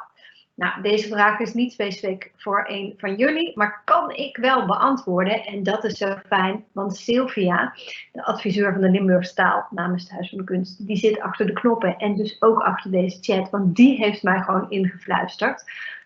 Dit keer de in dialect doen, dat op 21 februari de UNESCO Internationale Dag van de Moedertaal is. Waarbij Limburg door diverse organisaties aandacht aan de Limburgse taal wordt besteed. Dan weet je dat ook weer. We gaan weer over in het Nederlands, want voordat wij gaan naar het schrijven van een projectplan, zou ik van jullie horen, want we hebben een hele hoop gehoord, maar als je nou één ding zou mogen meegeven aan iedereen die vanavond kijkt. Eén tip, één toptip. Wat is dat dan? En misschien is het een herhaling van wat je al gezegd hebt. Je haperde even, Kiki, maar wat ik verstaan heb is dat je graag één laatste tip wil. En dan zou de tip zijn die mij bij Tjitskes verhaal is overgebleven is: introduceer een super charmant karakter. Maar mijn eigen tip zou zijn: zorg voor heel erg toegankelijke audio. Dus prima als je boekjes en dingen allemaal met verzendkosten of daar kunnen wat drempels zitten. Maar zorg dat de audio echt met één klik aan te zetten is voor elke leerkracht op elke school. Of ze nou meedoen aan je project of niet. Want dat maakt echt het verschil om leerkrachten die, zelfs al spreken ze de taal wel, daar toch een drempel ervaren om dat voor de klas te gaan doen, over die drempel te helpen. Dus het kan best zijn dat ze 2 keer, 3 keer de audio aanzetten en de 4e keer het gewoon zelf doen. Maar zorg voor die audio, want uiteindelijk is onze streektaal vooral een spreektaal en geen leestaal. En dat is gewoon echt een verschil ten opzichte van het Nederlands. En als ik daar ook nog iets over mag zeggen, natuurlijk introduceren super charmante karakter. Dat is een hele goede tip van Willemijn. Maar ik zou ook vooral zeggen van sluit aan bij iets wat kinderen al kennen. Wij hebben dan Tonke, dat is een peuter die beleeft van alles. Maar wat ik al zei, bij de Nationale Voorleesdagen is al een prentenboek. En gebruik dat om ook je streektaal mee te promoten. Of de kinderboekenweek, zoals Willemijn ook zei. En lees ook voor, ook al is er geen geschreven variant, lees voor in je eigen taal. Zodat kinderen ook dat gelijkwaardig zien, zeg maar. En dat ze die voordelen daar ook echt van meekrijgen en dat ze ook gaan waarderen, die taal. Dankjewel Willemijn, dankjewel Tjitske. Blijf er nog even bij. Het zou zomaar kunnen dat er nog vragen vanuit de chat komen strakjes en dan komen we bij jullie terug. Maar nu is het aan u. Het is namelijk de uitnodiging om creatief materiaal te maken voor kinderen tussen de 0 en 13 jaar. We hebben het al gehoord, we blijven het zeggen. Het stimuleren van meertaligheid bij kinderen is zeer belangrijk. Dat helpt nu eenmaal bij de taalontwikkeling. Maar als ze nu dadelijk een plan hebben en de wils gaan schrijven, wie deed ze dat dan? Nou, Chantal Lambie-Boosten werkt ook bij het Huis van de Kunsten en wel als adviseur theater en fondsenwerving en neemt met in een handig stappenplan. Chantal? Goedenavond. Dus ik heb het idee dat ik heel even vast had. Ben ik er? Ik kijk even Sylvia aan. We zitten toevallig in dezelfde ruimte, dus dat maakt het ontzettend handig op dit punt. Dankjewel Kiki, inderdaad. Ik heb net ook met heel veel plezier geluisterd naar eigenlijk alle inspiratie wat op dit vlak voorbij kwam. En ik moet zeggen, ik heb ook allemaal nieuwe inzichten opgedaan. En dat maakt het eigenlijk des te leuker als ze het dan ook gaat hebben over, als ze dadelijk in die creatieve fase zit. En dan denkt van, hey, ik heb een chic idee. Of ik heb een idee waar ik al jaren met rondloop en misschien is het nu het moment om dat in te zetten. Wie gaat ze dat dan op een zodanige manier op papier krijgen dat dat wat in de kop zit, dat ze dat ook overbrengt aan degene die dadelijk die plan eigenlijk gaat beoordelen. Ik doe dat vanuit het Huis voor de Kunsten, doe ik dat dikker. Dus in mijn rol, zoals Kiki al zei, als adviseur fondsenwerving. En vanavond schuif ik dus ook aan en heb ik bedacht van wie kan ik u eigenlijk op een beknopte manier metnemen. En in ieder geval u zodanig kennis aanreiken dat je daar verder met kunt. Ik heb een korte presentatie heb ik samengesteld. Ik geef die normaal dikker, ook in de vorm van workshops. Dan is het uitgebreider. Maar ik zal me vanavond tot de hoofdlijnen beperken.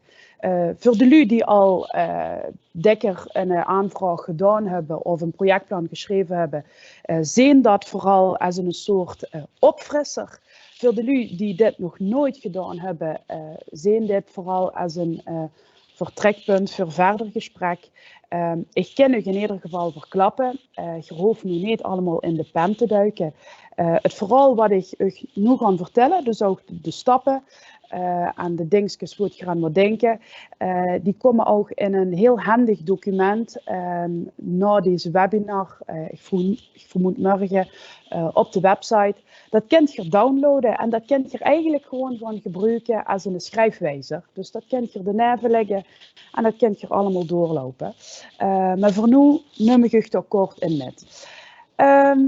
Dan gaan we, voordat we eigenlijk in die stappen duiken, want het zijn er 9 die ik geformuleerd heb, wil ik ook heel kort even stilstaan bij eigenlijk het moment voordat ze gaan schrijven. Want dat moment is eigenlijk minstens zo belangrijk. Want mijn tip is om dan eigenlijk toch ook het juiste denkkader te gunnen. Om ik daar een beetje dat concreter te maken, heb ik die ook opgeschreven. Even spieken. Nou, dat is eigenlijk in het kort het volgende. Ik heb heel vaak dat Lumig hele prachtige projectplannen doorsturen en dat ze vragen, Chantal, kunnen ze dan ze metkijken? En dat ze mij ontzettend enthousiast gaan beschrijven over wat ze gaan doen en met wie ze dat gaan doen en wanneer dat ze dat gaan doen. Maar dat eigenlijk de waarom, dus dat eigenlijk als paraplu boven dat project hangt, dat men daar aan voorbij gaat in al het enthousiasme.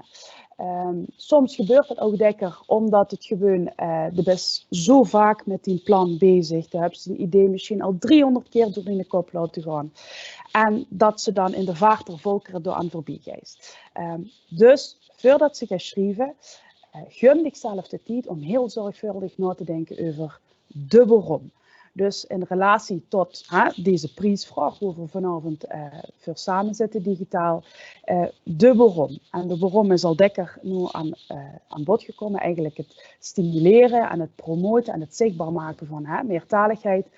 Maar gang er niet te snel aan voorbij en probeer ook altijd goed te onderzoeken.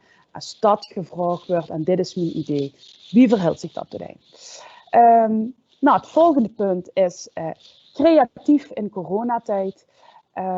Dat ligt waarschijnlijk heel erg voor de hand dat ik dat zeg. Maar we zitten nu eenmaal in een uitdagende tijd, waarbij de omstandigheden ook wisselen. De ene maand mogen voor dit en de andere maand mogen voor dat. Als je nu in de fase zit van een ideeontwikkeling, dan denk er dan ook even over na om het soort, ik noem het ui-model te hanteren. Start eigenlijk met de kern. Dus wat moet erin zitten sowieso? Dus in het geval van de prijsvraag, wat zijn de primaire vereisten die gesteld werden? En kijk dan, als ze zegt van nou, dat kind meer, we kennen elkaar hopelijk dadelijk weer in grotere groepen treffen. Dan zou ze daar dus ook in die activiteiten rekening met bijvoorbeeld kunnen houden. En plaats die activiteit dan eigenlijk als de volgende schil in de uiden omheen. Ik zeg dit om aan te geven, denk na over de mate van flexibiliteit van die project. Dat is in dit geval ook wel een tip. Volgende, het spreekt voor zich. Het geheel is meer dan de som der delen. Als het hebben over het waarom, gang niet alleen maar de activiteiten opsommen, maar kijk ook altijd naar de rode draad. En houd de rode draad die samen eigenlijk alle activiteiten of stappen in die plan onderschreef, houd hem in de gaten. Dan het vierde punt. Wellicht een open deur, maar verplaats je in de onwetende lezer. Wat ik net al zei, vaak in enthousiasme en in de brainstormfase komt al heel veel door die kop heen. Schrijf het vooral eigenlijk als een projectplan gaat schrijven vanuit het idee. Ik moet dit vooral aan iemand gaan vertellen die dit nog nooit gehoord heeft. Wat moet die persoon allemaal van mij horen om aan het einde van mijn verhaal een klipklaar beeld te hebben van hetgeen ik wil gaan doen. Nou, het volgende punt. Haastige spoed is zelden goed. Je zag al in de criteria van eigenlijk de prijsvraag dat daar een indientermijn in zit. Gun ik de tijd. Gun ik zelf ook eens de tijd om het lekker aan de kant te laten liggen, om het nog eens terug te lezen. Pak ik ook een persoon in de hand die ik misschien met een frisse blik een nieuw perspectief kan bieden op uw idee. Dat heeft soms ook even tijd nodig om daar met u over te kunnen kallen. Dus schrijf dit plan, het projectplan, niet om 11:45 als dat niet hoeft. Gun ik zelf de tijd. Spreek de taal, ja, dat klinkt natuurlijk heel dubbel in dit geval. Want vanavond hebben we het over taal. Maar als je bijvoorbeeld een bepaalde activiteit of een idee in dit kader in de kop al hebt zitten, verdiep ik ook in de terminologieën die bijvoorbeeld in het onderwijs voorbij komen of in de kinderdagopvang of andere samenwerkingspartners. Dat is namelijk ook vaak al een belangrijk onderdeel van het begrip en inzicht kweken in het projectplan. Nou, vervolgens, de kleine lettertjes vertellen het meest. In het geval van de prijsvraag kent je de criteria al terugvinden op de website van het Huis voor de Kunsten. Het mooie aan deze criteria is dat ze behoorlijk breed zijn geformuleerd. Dat geeft je dus veel ruimte om je creativiteit te laten gaan. Als je nu dadelijk een plan zit aan het ontwikkelen, waarbij je bijvoorbeeld tot de conclusie komt dat er toch een groter financieel plaatje aan vastzit, als alleen het mogelijke prijsgeld wat je kans op maakt. En je zegt van nou, we nemen ook in onze begroting met dat we andere fondsen gaan aanschrijven. Dan is mijn advies altijd, verdiep je in de kleine lettertjes, lees het hele verhaal van A tot Z. Lees niet alleen over de criteria, maar ook bijvoorbeeld over andere inspanningsverplichtingen die een fonds vraagt. Als je bijvoorbeeld een evaluatie moet doen, of als je bijvoorbeeld aan het einde van het verhaal Zeg maar, het gaat een administratie moet overleggen, informeren goed. Want met die tijdsinvestering wint ze vaak ook een hele hoop tijd en moeite terug. Dat is ook mijn bruggetje naar de opmerking over de geoliede machine. Er wordt bijvoorbeeld in de prijsvraag ook is een van de criteria om samen te werken. Nou, daar hebben ze dus meerdere partners in een projectteam. Het is ook heel goed van belang als je een project ingaat om samen ook goede afspraken te maken. Zo'n projectplan is eigenlijk een weerspiegeling van wat je gaat doen. Het projectplan moet je zien als een vertrekpunt. Het is niet een einddoel, maar zien het vooral ook als een hele goede exercitie. Waarbij je met elkaar in gesprek gaat om gewoon goede afspraken te maken die het project en het uitvoering van het project ten goede komen. En tenslotte, wees ook realistisch. Maak ook voor jezelf de balans op. Ik noem dat stem voor jezelf een go or no-go af. Als je in een projectteam zit en je hebt dat mooie idee op papier gevat, gaat dan ook over in gesprek van wanneer is het voor ons haalbare kaart of niet, financieel, maar ook organisatorisch. En maak voor jezelf ook een moment in de agenda dat je zegt, nou, dan gaan we kijken wie die kaarten geschud liggen en dan nemen we daar ook een beslissing over. Dat dus eigenlijk, als het hebt over, ik noem het maar even het denkkader, zeg maar, wat ik ga aanreiken, dan ga ik nu door met u van, wat moet er dan eigenlijk in dat plan komen te staan? Wat zijn eigenlijk de essentiële zaken? Nou, ik neem een Germet. De eerste, ik zei het net al, de waarom. Heel belangrijk. Als je begint, de onwetende lezer weet eigenlijk niet hoe ze vandaan komt, hoe ze stijgt. Dit is natuurlijk in die zin een situatie waar we het vanavond over hebben, die we eigenlijk, denk ik, best wel goed kennen. De lui die vanavond zijn ingelogd, die hebben al een hele grote affiniteit met streektaal. Dus ik denk dat in die zin de situatieschets wel redelijk duidelijk is. Maar goed, het kan dus ook zijn dat je bijvoorbeeld andere fondsen nog gaat werven en die deze situatie misschien minder goed kennen. Dus schets de situatie. Maak ook goed inzichtelijk wat de aanleiding is, of welke vraag of welke probleem dat moet gaan aanpakken. En begin vooral met uit te leggen wie dit project bijdraagt aan het verbeteren van die situatie. Dus in dit geval het stimuleren en het promoten en het zichtbaar maken ook van die meertaligheid in Limburg. En focus ook dan daarbij op de vraag, als het project nu dadelijk voorbij is, en het project bijvoorbeeld is uitgevoerd, in wat voor zin dan ook, wat voor een effect leed het dan achter? En als je naar de criteria kijkt van de prijsvraag, dan zie je dat dat dus ook een onderdeel is die je hier in de criteria moet metnemen. Dus dit zijn ook vraagstukken die eigenlijk de basis vormen van de rode draad. Dus eigenlijk ook van dat fundament van die projectidee vertalen in een projectplan. Daar begint ze net. Nou, vervolgens is het natuurlijk minstens zo interessant om zichzelf goed voor te stellen. Ik kreeg soms projectplannen voor mijn neus, waarbij jullie zo enthousiast zijn dat ze zich soms zelf wel eens vergeten voor te stellen. En dat is natuurlijk ook ontzettend belangrijk, want wijstig best aan die beweegredenen en die motivatie om dit project te starten, zet ook vaak heel veel over de mate waarin een project bijvoorbeeld kans heeft om te groeien. En dan ben ze ook altijd heel erg benieuwd als ze zo'n projectplan dus beoordelen aan het lezen. Waarom dat degene die dat initiatief neemt eigenlijk denkt en van mening is dat hij of zij de aangewezen partij is om dat project op te zetten. En denk dan ook bijvoorbeeld aan dingen van, vertel bijvoorbeeld of ze een bak relevante ervaring metneemt. Of dat ze bijvoorbeeld een heel interessant netwerk hebben wat ze erbij kunt betrekken. Of dat ze een bepaalde achtergrond hebben, een heel uniek inzicht kunt geven wat metgenomen kunt worden in dit project. Nou, ik ga het niet voor je invullen. Dat is altijd aan de persoon zelf. Maar mijn advies is, stel jezelf voor en neem ook die eigenheid en die motivatie met in het projectplan. En laat zien wat ze best.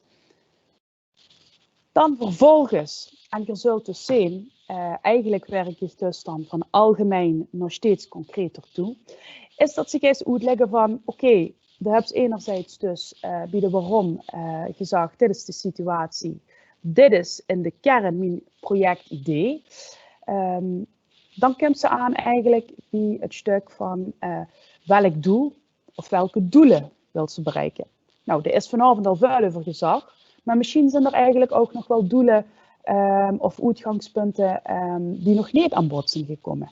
Die zijn dan natuurlijk ook heel interessant om daarin mee te nemen. En minstens zo belangrijk is voor welke doelgroepen. Nou, in het geval van de prijsvraag heb je al gezien, dat er hele specifieke doelgroepen benoemd, van 0 tot en met 12 jaar. Maar misschien kun je er ook wel een differentiatie maken in die doelgroepen. Zou ze die ook nog op een andere manier kunnen benaderen. Nou, denk daar ook over na op het moment dat ze een projectplan schrijft en neem die gedachte-exercitie met. Vervolgens is het ook heel belangrijk, als je gaat kijken, welke vraag en of behoefte ligt bij die doelgroepen. Ik merk ook soms wel eens dat met alle goede bedoelingen nu ontzettend enthousiast zijn over een idee en dat ze dan zeggen, ja, dit moeten we doen.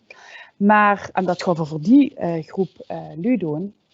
Maar dat ze dan misschien nog niet zich zo verdiept hebben in wat is die behoefte nu echt van die doelgroep. En als ze dat weet, dan weet ze ook vaak op welke manier dat ze het beste erbij kunt betrekken bij die project. En in het geval van de doelgroep wat deze prijsvraag betreft, nou, zou bijvoorbeeld het eerste wat in mij als voorbeeld opkomt, is ook om de kinderen zelf een stem te geven. Zo zou ik hem dan aanvliegen. En dan zou ik hun vragen van, wat zou ze dan zelf, wat zou ze zelf leuk vinden. Maar dat is bijvoorbeeld in het tip, als ik aan de andere kant van het scherm zat en ik ging in deze prijsvraag met dingen. Vervolgens gaan we naar de leukste stappen. Dat is namelijk, maak het concreet. De heb ze dus uitgelegd wat een idee is, welke doelen ze hebben, en dan komt ze bij het spannende onderdeel. Dan ga je ze namelijk uitleggen, wat ga je ze doen concreet? Welke activiteiten ga je ze op touw zetten? Misschien is het maar één, misschien zijn het ook meerdere. Welke stappen ga je ze in gang zetten? Probeer het zo concreet mogelijk te omschrijven. Probeer ook tegelijkertijd te laten zien wie de samenhang tussen die onderdelen is. Leg in algemene zin toe wat ze gaan doen, maar schroom ook absoluut niet om net dat te vertellen over die activiteit wat het uniek maakt. Dus bijvoorbeeld als ze zegt, nou dit is een heel uniek samenwerkingsverband, of ik ga dat op een hele unieke manier aanpakken, of dit is nog nooit eerder vertoond. Durf dat soort dingen ook te zeggen. Tegelijkertijd is het weer belangrijk om telkens de waarom in de kop te hebben. En dat op het moment dat ze dus schrijft wat ze gaan doen, concreet, dat ze daar ook altijd even deze toetsen aan de waarom, zeg maar. Dus de paraplu die erboven hangt. En zo zult ze dus zien dat ze dan eigenlijk van algemeen nog steeds concreter gaat. En dat ze dan ook in dit geval op het punt komt dat ze laat zien aan degene die project beoordeelt wat ze precies gaat doen. Nou, als ze het over dat wat hebt, dan komt eigenlijk ook heel snel om de hoek met wij dat ze dat concreet gaat doen. En in dit geval is het ook een criteria van de prijsvraag dat ze dus ook moet samenwerken. Nou, het lijkt ontzettend voor de hand. Vertel met wij ze gaan samenwerken, wij dat zijn. Maar vertel ook waarom dat ze net met die lui gaan samenwerken. En vertel ook wat hun concreet aandeel is. Wat gaan de samenwerkingspartners doen? Wie is die samenwerking opgebouwd? Wie ziet dat uit? Wie is bijvoorbeeld de organisatorische verdeling? Zijn er ook nu die financieel bijvoorbeeld een deelname inleggen in de begroting? Of zijn er bijvoorbeeld partners die zich gecommitteerd hebben en zeggen van nou, ik vind dit een ontzettend mooi plan en ik gewoon bijvoorbeeld helpen in de vorm van publiciteit, communicatie. Nou, om er eigenlijk met deze voorbeelden de brede variatie aan te geven van wie ze allemaal ook naar een samenwerkingspartner kunnen kijken. Maar maakt dat dus ook in die zin heel inzichtelijk. Nou, vervolgens, en daar is het dus allemaal om te doen, denk ik wel, dat neven het plezier en de genoegdoening wat ze kunnen krijgen van een mooi project op poten te zetten, dat ze het ook deze om hem echt wel een serieuze impact eigenlijk te creëren. Kan ik ook duidelijk beschrijven in het projectplan wat ze met dit project wilt bereiken. Dus wat is eigenlijk die stip op de horizon, waar deze het voor? En als het project dadelijk goed loopt en het is afgerond, wat wil ze bereiken hebben?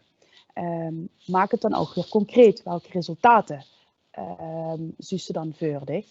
En denk daar ook bij dat het heel handig is om die resultaten inzichtelijk te maken en zelfs wel meetbaar. Dus je kunt ze ook bijvoorbeeld nadenken over wie maak ik de impact van mijn project, wie meet ik dat in kwalitatieve zin. Nou, dat kan bijvoorbeeld zijn door achteraf ook het project te evalueren met de relevante partners en doelgroepen in dit kader. Maar denk er ook bijvoorbeeld aan wie kent ze bijvoorbeeld alvast een mechanisme in die project inbouwen wat ik helpt om op een later moment het kwantitatieve stuk te meten.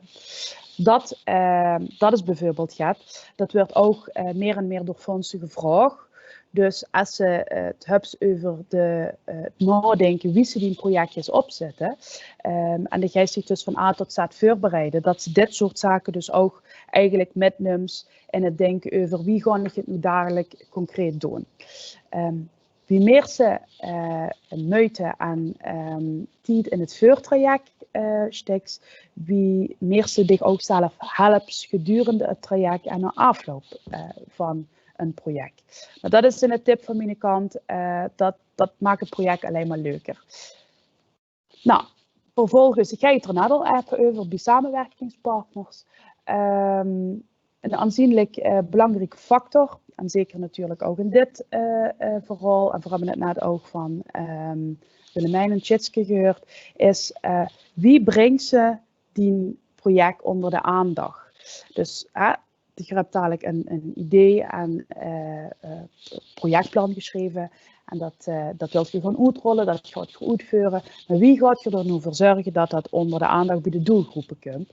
En als je het hebt over doelgroepen in de zin van bijvoorbeeld voortgezet onderwijs, kinderdagverblijven, dat is natuurlijk één doelgroep. Maar je hoort inderdaad ook al bepaalde doelgroepen bijvoorbeeld voorbij komen wie de ouders. En de suggestie van Willemijn dat het misschien wel heel erg belangrijk is om daar ook nog steviger op in te zetten om hun te overtuigen. Nou, dat soort zaken allemaal. Maak het dan ook jullie concreet. Dus niet alleen de wie ga ik het doen, maar ook op welke manier ga ik het concreet doen. Dan kent ze dus ook in die projectplan zitten. Welke communicatiemiddelen ga je ze hanteren? Ga je ze bijvoorbeeld veel online doen? Of ga je ze ook veel zeg maar offline doen? En als ze dadelijk een project of een idee hebt geformuleerd en de denkt, nou, daar zit ook een verdienmodel op. Ik zeg maar eens een voorbeeld. Dan ga je ze een voorstelling maken. Er is sprake van kaartverkoop. Wie ga je ze dat in de markt zetten? Wie ga je ze zorgen dat die kaartjes verkocht worden? En waarom ga je ze dat op die manier aanpakken? Het eind hangt natuurlijk ook samen met communicatie. Maar ja, deze stap heb ik er ook in gezet om me bewust te maken dat dit ook minstens een net zo belangrijk aspect is van het projectplan schrijven, maar ook van die project succesvol te maken. Ik zei het al eerder, maar zien een projectplan schrijven eigenlijk ook als het concreet maken van die gedachten en een denkexercitie om die project gewoon goed in de verf te zetten. Nou, vervolgens, ik zei het net al, projectorganisatie, ook zeer belangrijk. Goed om over na te denken, ook goed om het heel duidelijk met de projectpartners in kwestie over te hebben. De projectorganisatie kent ze eigenlijk, en dat heb ik voor het gemaakt erin gezet, opdelen in 3 fases. De voorbereidende fase, de realisatiefase en de afrondende fase. Wat bedoel ik daarmee?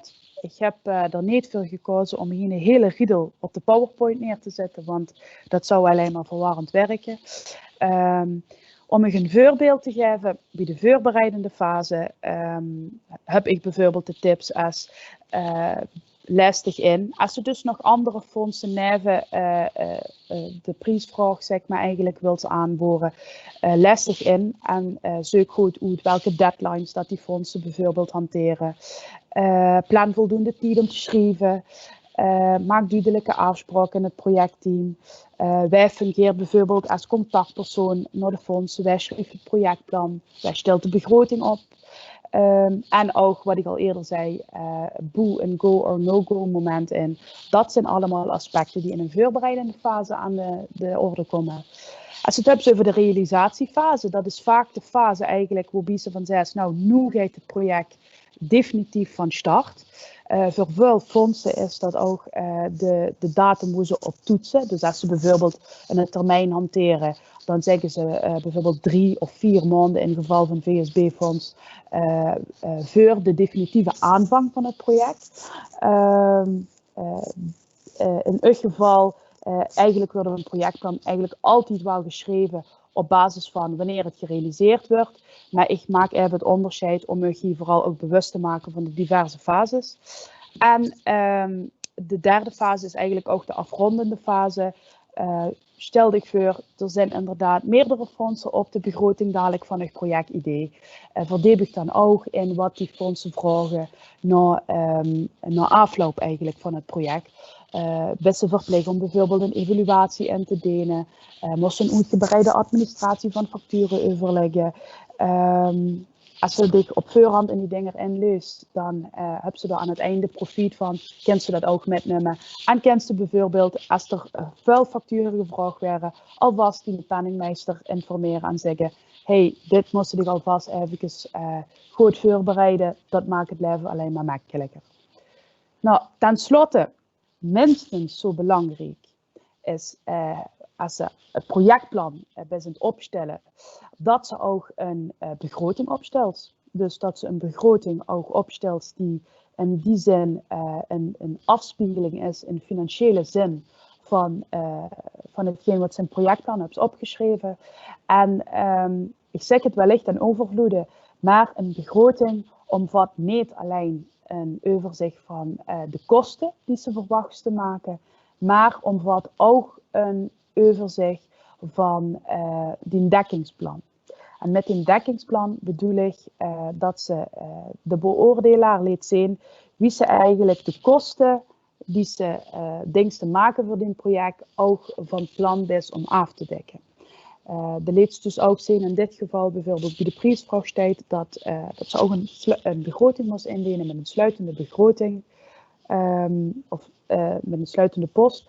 Dat betekent dus eigenlijk dat ze ook moest gewoon nadenken over wie krijg ik de kosten nu zo goed mogelijk afgedekt en wie kan ze dus een evenredige spreiding ook maken, bijvoorbeeld als ze andere fondsen aanvraagt.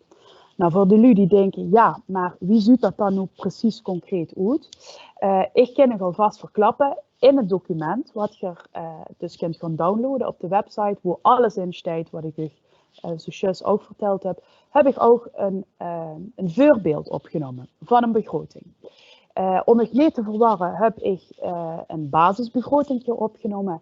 Maar ik heb ook linkjes erbij gevoegd als je bijvoorbeeld een projectidee hebt, wat toch om een complexere begroting vraagt, dat je ook voorbeelden hebt van wie ze zo gaat kunt opstellen.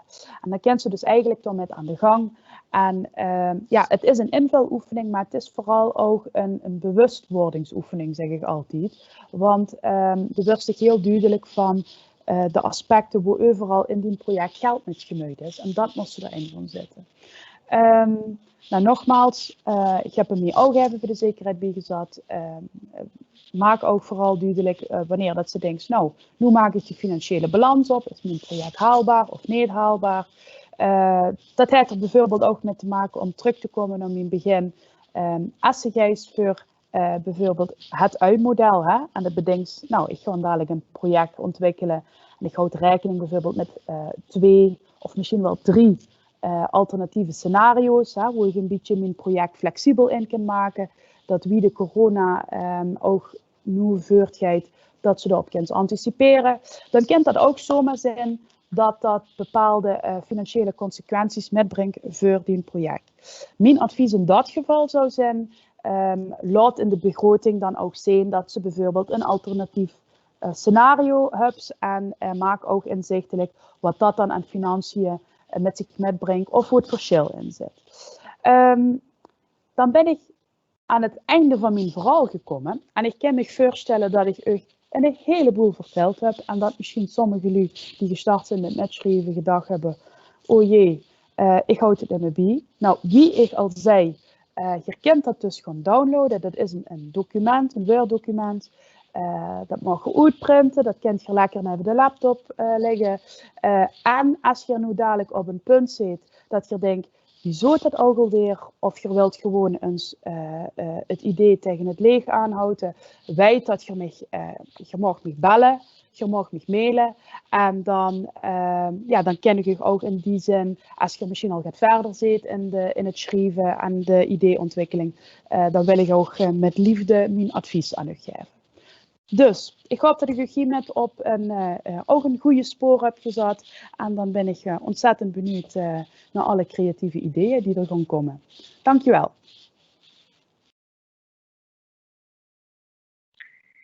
Dankjewel, Chantal.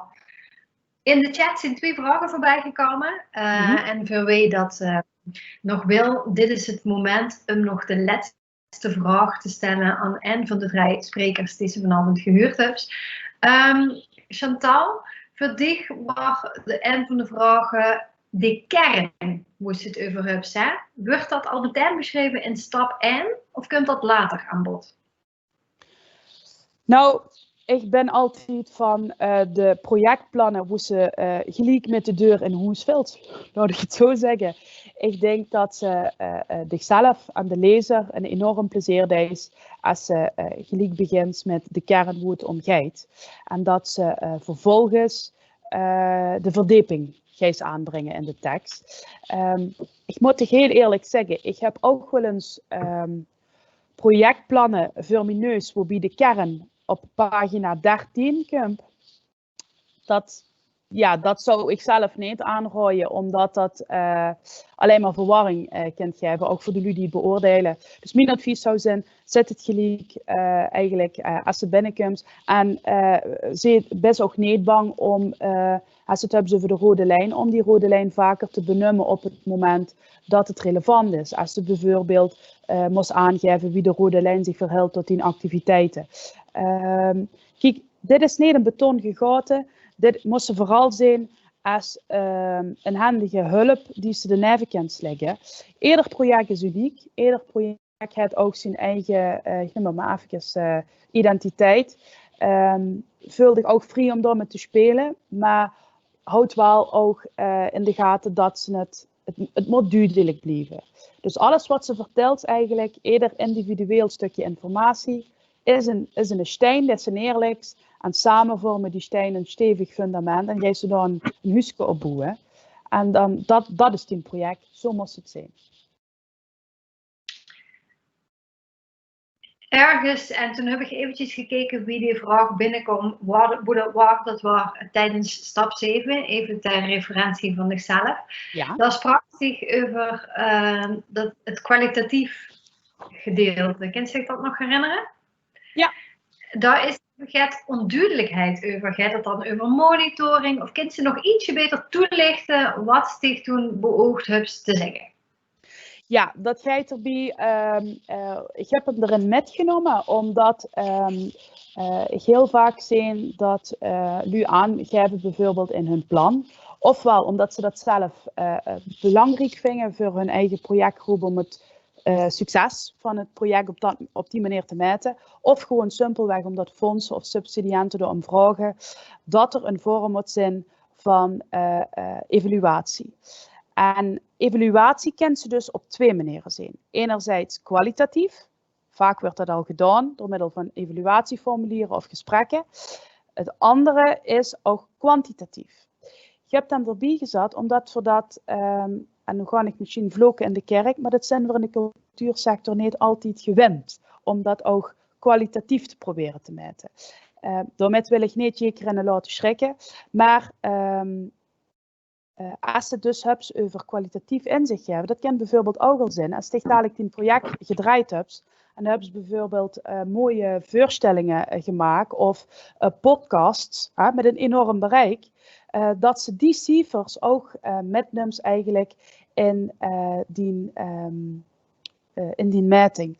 Dus als ze dat op voorhand weet, dat ze al bepaalde dingen wil gaan meten misschien, die ze vervolgens kunt metnemen in die evaluatie, dan kan ze er al op anticiperen door te denken, oké, als ik dat moet gaan meten, nou dan is het misschien handig dat ik dit of dit in mijn systeempje voor de kaartverkoop aanzet, dat ik ook zie wieveel betalende bezoekers ik bijvoorbeeld heb, of wieveel kinger zeg maar, van die bezoekers onderdeel uitmaken. Dat ze er bijvoorbeeld ook later in een percentage kunt uitdrukken. Dus ik heb hem eigenlijk alleen maar erin gezet om me bewust te maken dat ze dus ook op diverse manieren kunt evalueren. En dat het mooi is om dat ook alvast vooraf met te nemen in die projectorganisatie. En is het de bedoeling dat een aanvrager dadelijk meerdere fondsen aanschrijft? Of dat er een eigen investering metneemt? Of kan dit bedrag gewoon echt toereikend zijn? Kan dit voldoende zijn? Nou ja, kijk dat lekker aan. Hè? Kijk, er zullen misschien lui zijn die vanavond geluisterd hebben en die zeggen, ik loop al 10 jaar rond met een idee en ik ga een financieel plaatje in mijn kop, maar met het bedrag wat hier mogelijk ter beschikking is, kan ik 2 keer zoveel doen. Hè? Kan ik mijn project 2 keer zo groot maken? Nou, dan is dat prima, dan kent dat. Maar het kan ook zijn dat jullie ontzettend ambitieus zijn en dat die 12.500 euro misschien niet genoeg is. Nou, in dat geval moet je zich ervan bewust zijn dat ze dus ook andere middelen nog erbij moet gaan zoeken. Dat kunnen fondsen zijn, dat kunnen subsidianten zijn. Maar in het geval wat zichzelf aangeeft, Kiki, het kan dus ook inderdaad zijn dat ze het over eigen inbreng hebben. En voor de duidelijkheid, eigen inbreng hoeft niet altijd geld te zijn. Als je bijvoorbeeld samenwerkingspartners hebt of de Chris bijvoorbeeld immers verleent zich voor niks zijn diensten, dan is dat ook het waard, zeg maar. En die waarde daarvan, die mogen ze ook weer metnemen en eigenlijk, wie ze dat met zo'n mooi woord zeggen, kapitaliseren op die begroting. Ik kan me voorstellen dat in deze fase, hoe misschien veel u nog in hun eigenlijk ontwikkelfase van hun idee zitten, dat dit op dit moment nog het abracadabra is, om het even plat te zeggen. Daarbij geldt nogmaals mijn aanbod, als ze hier op dit punt er tegenaan hebben en de denkt van, heb ik dat wel goed opgeschreven of wie moet dat dan als ik een bepaalde post in de begroting wil zetten. Ook daarbij geldt, neem van harte contact met me op. Dan kan ik ook altijd even metkijken als er behoefte aan is. Ja, ik kan me voorstellen dat het kapitaliseren op een begroting wel echt eventjes een extra paar ogen vraagt. Ja, want Willemijn had het er straks ook al over, zoek samenwerkingspartners, het onderwijs, een uitgever, wie dan ook. En wie zet ze dat dan op een begroting? Nou, dan kunnen de lui dus bij die aankloppen. Is er een minimum aantal of een maximum aantal pagina's voor zo'n plan? Is dat, ik zie wel eens plannen voorbij komen en dan is het een half A4'tje beschreven. Daarvan denk ik altijd, dat is wel heel sumier. Heb je daar een ander idee over of is een half A4'tje voldoende? Nee, ik moet persoonlijk zeggen dat ik het dan wel met je eens ben. Want ik denk, als ik zelf, en ik moet zelf ook wel eens plannen schrijven, hè, dan raad ik het ook dus niet op een A4'tje als ik mezelf houd aan deze stappen die ik moet doorlopen. Ik zou niet willen zeggen een half A4'tje. Kijk, een idee uitleggen moet ook de ruimte kunnen hebben. Maar waak er altijd voor dat ze gewoon het heel concreet en gewoon to the point hield. En als ze dingen wilt toevoegen, hoe ze van denken, nou dat moet echt eens weten. Dan kan ze dat altijd nog in een bijlage doen. Maar om een concreet voorbeeld te geven. Ik heb wel eens een projectplan voor mijn neus gehad. Dat bestond uit 26 pagina's. En ongeveer, niet gelogen, 13 pagina's daarvan waren over de biografie van de dirigent in kwestie. En wat de persoon allemaal gedaan heeft. En op welke plaatsen er gedirigeerd heeft. Dat zet mij natuurlijk als beoordelaar echt wel gaat over de kwaliteit van de professionals die betrokken zijn. Maar dat is dus gaat hoe ik van zou zeggen van nou stop dat in een bijlage erbij en verwijs in die projectplan bij de alinea wordt over de dirigentheid en hoe ze dan kort bij voorstelt, zeg dan ook van voor meer informatie kijk in de bijlage. Ik heb dus niet om die antwoord of om die vraag te beantwoorden een precies aantal van pagina's in mijn kop. Dat zou ik ook niet eerlijk vinden, want ja, ieder idee is uniek. Dus ja, wie al zei, dat we de ruimte krijgen, maar ja, kijk ook altijd alles wat ze vertelt, dat bijdraagt aan het verhaal wat ze wilt vertellen. Niet meer en niet minder. En het fijne hoorde ik vertellen dat er straks een voorbeeld van een begroting terug te vinden is en zien er 8 voorbeelden van eerder gediende projectplannen.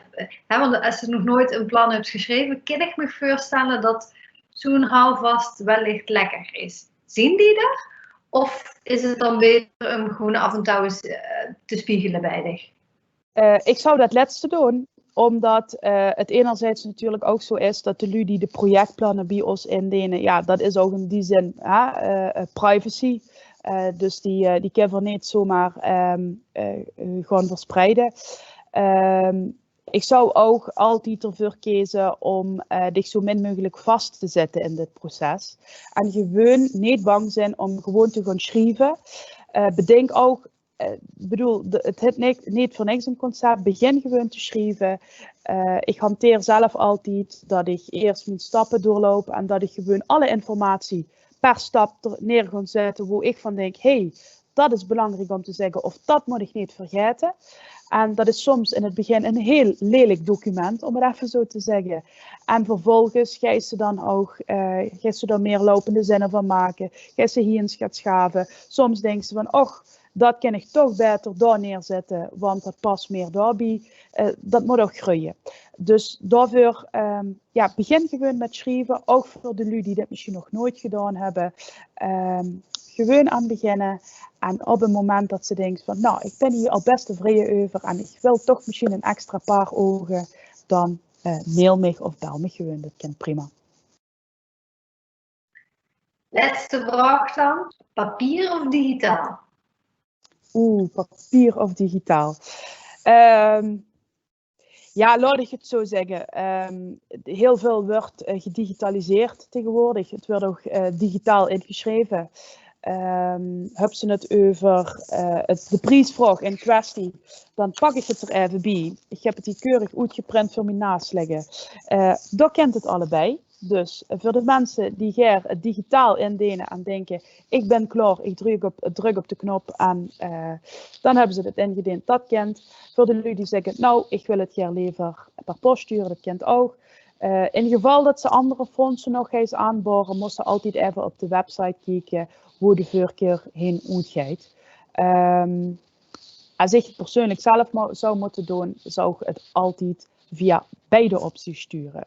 Stel er is een keer een technisch mankement of wat dan ook, dan werkt de post toch nog altijd overwets het beste en vice versa. stel het raak een keer kwijt. Dankjewel voor deze tips en adviezen. Dan gon ik nog eventjes alle sprekers een laatste keer naar. Willemijn, Tjitske, Chantal, is er gaat wat nog niet gezegd is vanavond, wat echt nog even benut moet worden? Nou hoop ik dat jullie verstaan hebben wat ik zei, Willemijn en Tjitske, maar is er iets waarvan je denkt, dit moest nog even gezegd worden? Nou, wat ik zou willen zeggen is, ga ervoor. Bedenk niet van, stap 1 dit, stap 2 wat veel. Als je begint, dan merk je vaak al dat je eigenlijk best al veel daarover in je hoofd hebt. Wat Chantal in het begin zei, van mensen vaak vergeten waarom doe ik dit. Maar zodra je daarover gaat nadenken, komen er eigenlijk al over een heleboel van die stappen komen al dingen in je hoofd die je al kan. Dus laat je vooral niet afschrikken. Want ik denk dat je heel veel mensen kunt inspireren door nieuwe plannen te maken. Dingen die nog niet bedacht zijn. Jouw idee is misschien uniek en daar kan misschien heel wat uitkomen. Het zou zonde zijn omdat je denkt van het mag niet op een half A4'tje. Als je begint, dan ik denk dat je heel veel meer al in je hoofd hebt dan dat je van tevoren denkt. Dankjewel, Tjitske. En ook voor je inspirerende bijdrage van vanavond. Willemijn, ik zag jou in mijn mini-schermpje je hand opsteken. Take it away. Ja, ik bedacht me net na mijn bijdrage 1 punt wat ik echt graag nog meer toe had willen lichten. En dat is het samenwerken met scholen en met peuterspeelzalen ook. Dat je daarin uit moet gaan van je eigen kracht en de kracht van een ander. En dus ook vooral heel goed moet luisteren naar waar heeft een school behoefte aan. In plaats van scholen te verwachten dat jij ze wel aan het werk kan zetten om voor jou bijvoorbeeld materiaal te ontwikkelen. Dus ik heb niet alleen in streektaal, maar ook daarbuiten toch best vaak samenwerkingen met scholen zien mislukken. Wat ik ook zei bij onze, niet zo best practice, door uit te gaan van een ontwikkeltaak die je bij scholen neerlegt. Terwijl materiaal ontwikkelen dat je wil gebruiken in het onderwijs is echt een ander vak dan zelf een lesje geven dat alleen jij kunt gebruiken. Dus luister goed naar waar de scholen behoefte aan hebben. En zoek dan professionals om dat samen met jou op een goede manier te ontwikkelen. En verwacht daarbij bij scholen vooral, betrek ze door regelmatig feedbackrondes in te bouwen of ze te laten schieten op jouw materiaal. Maar belast hen niet met ook nog eens een extra ontwikkeltaak binnenin jouw projectplan. Want dat is echt niet passend en ook niet, het levert niet de resultaten op die je wil. En je overbelast het onderwijs dat het helemaal in deze tijd toch ook al heel erg druk heeft. Dus dat wilde ik graag nog meegeven. Dankjewel. Zeer waardevol. En ook jij, dankjewel voor je inspiratie, enthousiasme en energie vanavond. Chantal, mag ik nog het laatste woord geven of is alles gezag? Ja, dat is een goeie. Nou ja, wat mij betreft, ik heb van mijn kant alles gezegd. Ik heb natuurlijk de laatste dagen heel hel zitten nadenken over wat kan ik jullie allemaal vertellen. En dan heb ik volgens mij eigenlijk nog maar de helft verteld van wat ik normaal vertel. Ik vind het ontzettend mooi om ook deze inspiratie voorbij te horen komen. En ik hoop ook dat de ingrediënten, ook uit het verhaal van Willemijn en Tjitske, dat die laten zien wie veel er mogelijk is. Dus om de cirkel rond te maken, ik sluit me helemaal aan bij het verhaal van Tjitske. Ben niet bang, ga gewoon aan de slag. En niks is te gek. Dus zet in op een 10 en dan, als het in de praktijk een 8 haalbaar is en het is realistisch en uitvoerbaar, dan moet je gewoon aan de gang gaan en dan kent heel veel. Dus ook namens mij heel veel inspiratie en succes en creativiteit gewenscht. Ik ben heel erg benieuwd. Dat zijn mooie laatste woorden en daarmee ronden we deze avond af. Zien er nu nog meer vragen Of wil ze weten wat de voorwaarden zien, hoe echt precies, of wie er in de jury zit. Ga dan naar de website. En kun je nog altijd contact opnemen met een van de sprekers of met Sylvia Segers. En daarvoor komt de informatie dadelijk in een sheet nog voorbij. Dank dames, dank Sylvia achter de knoppen, dank provincie Limburg, dank u allemaal voor het kijken. Het is al gezegd, ik zeg het nog een keer, veel inspiratie, creativiteit en de lancering van uw prachtige project. Dankjewel.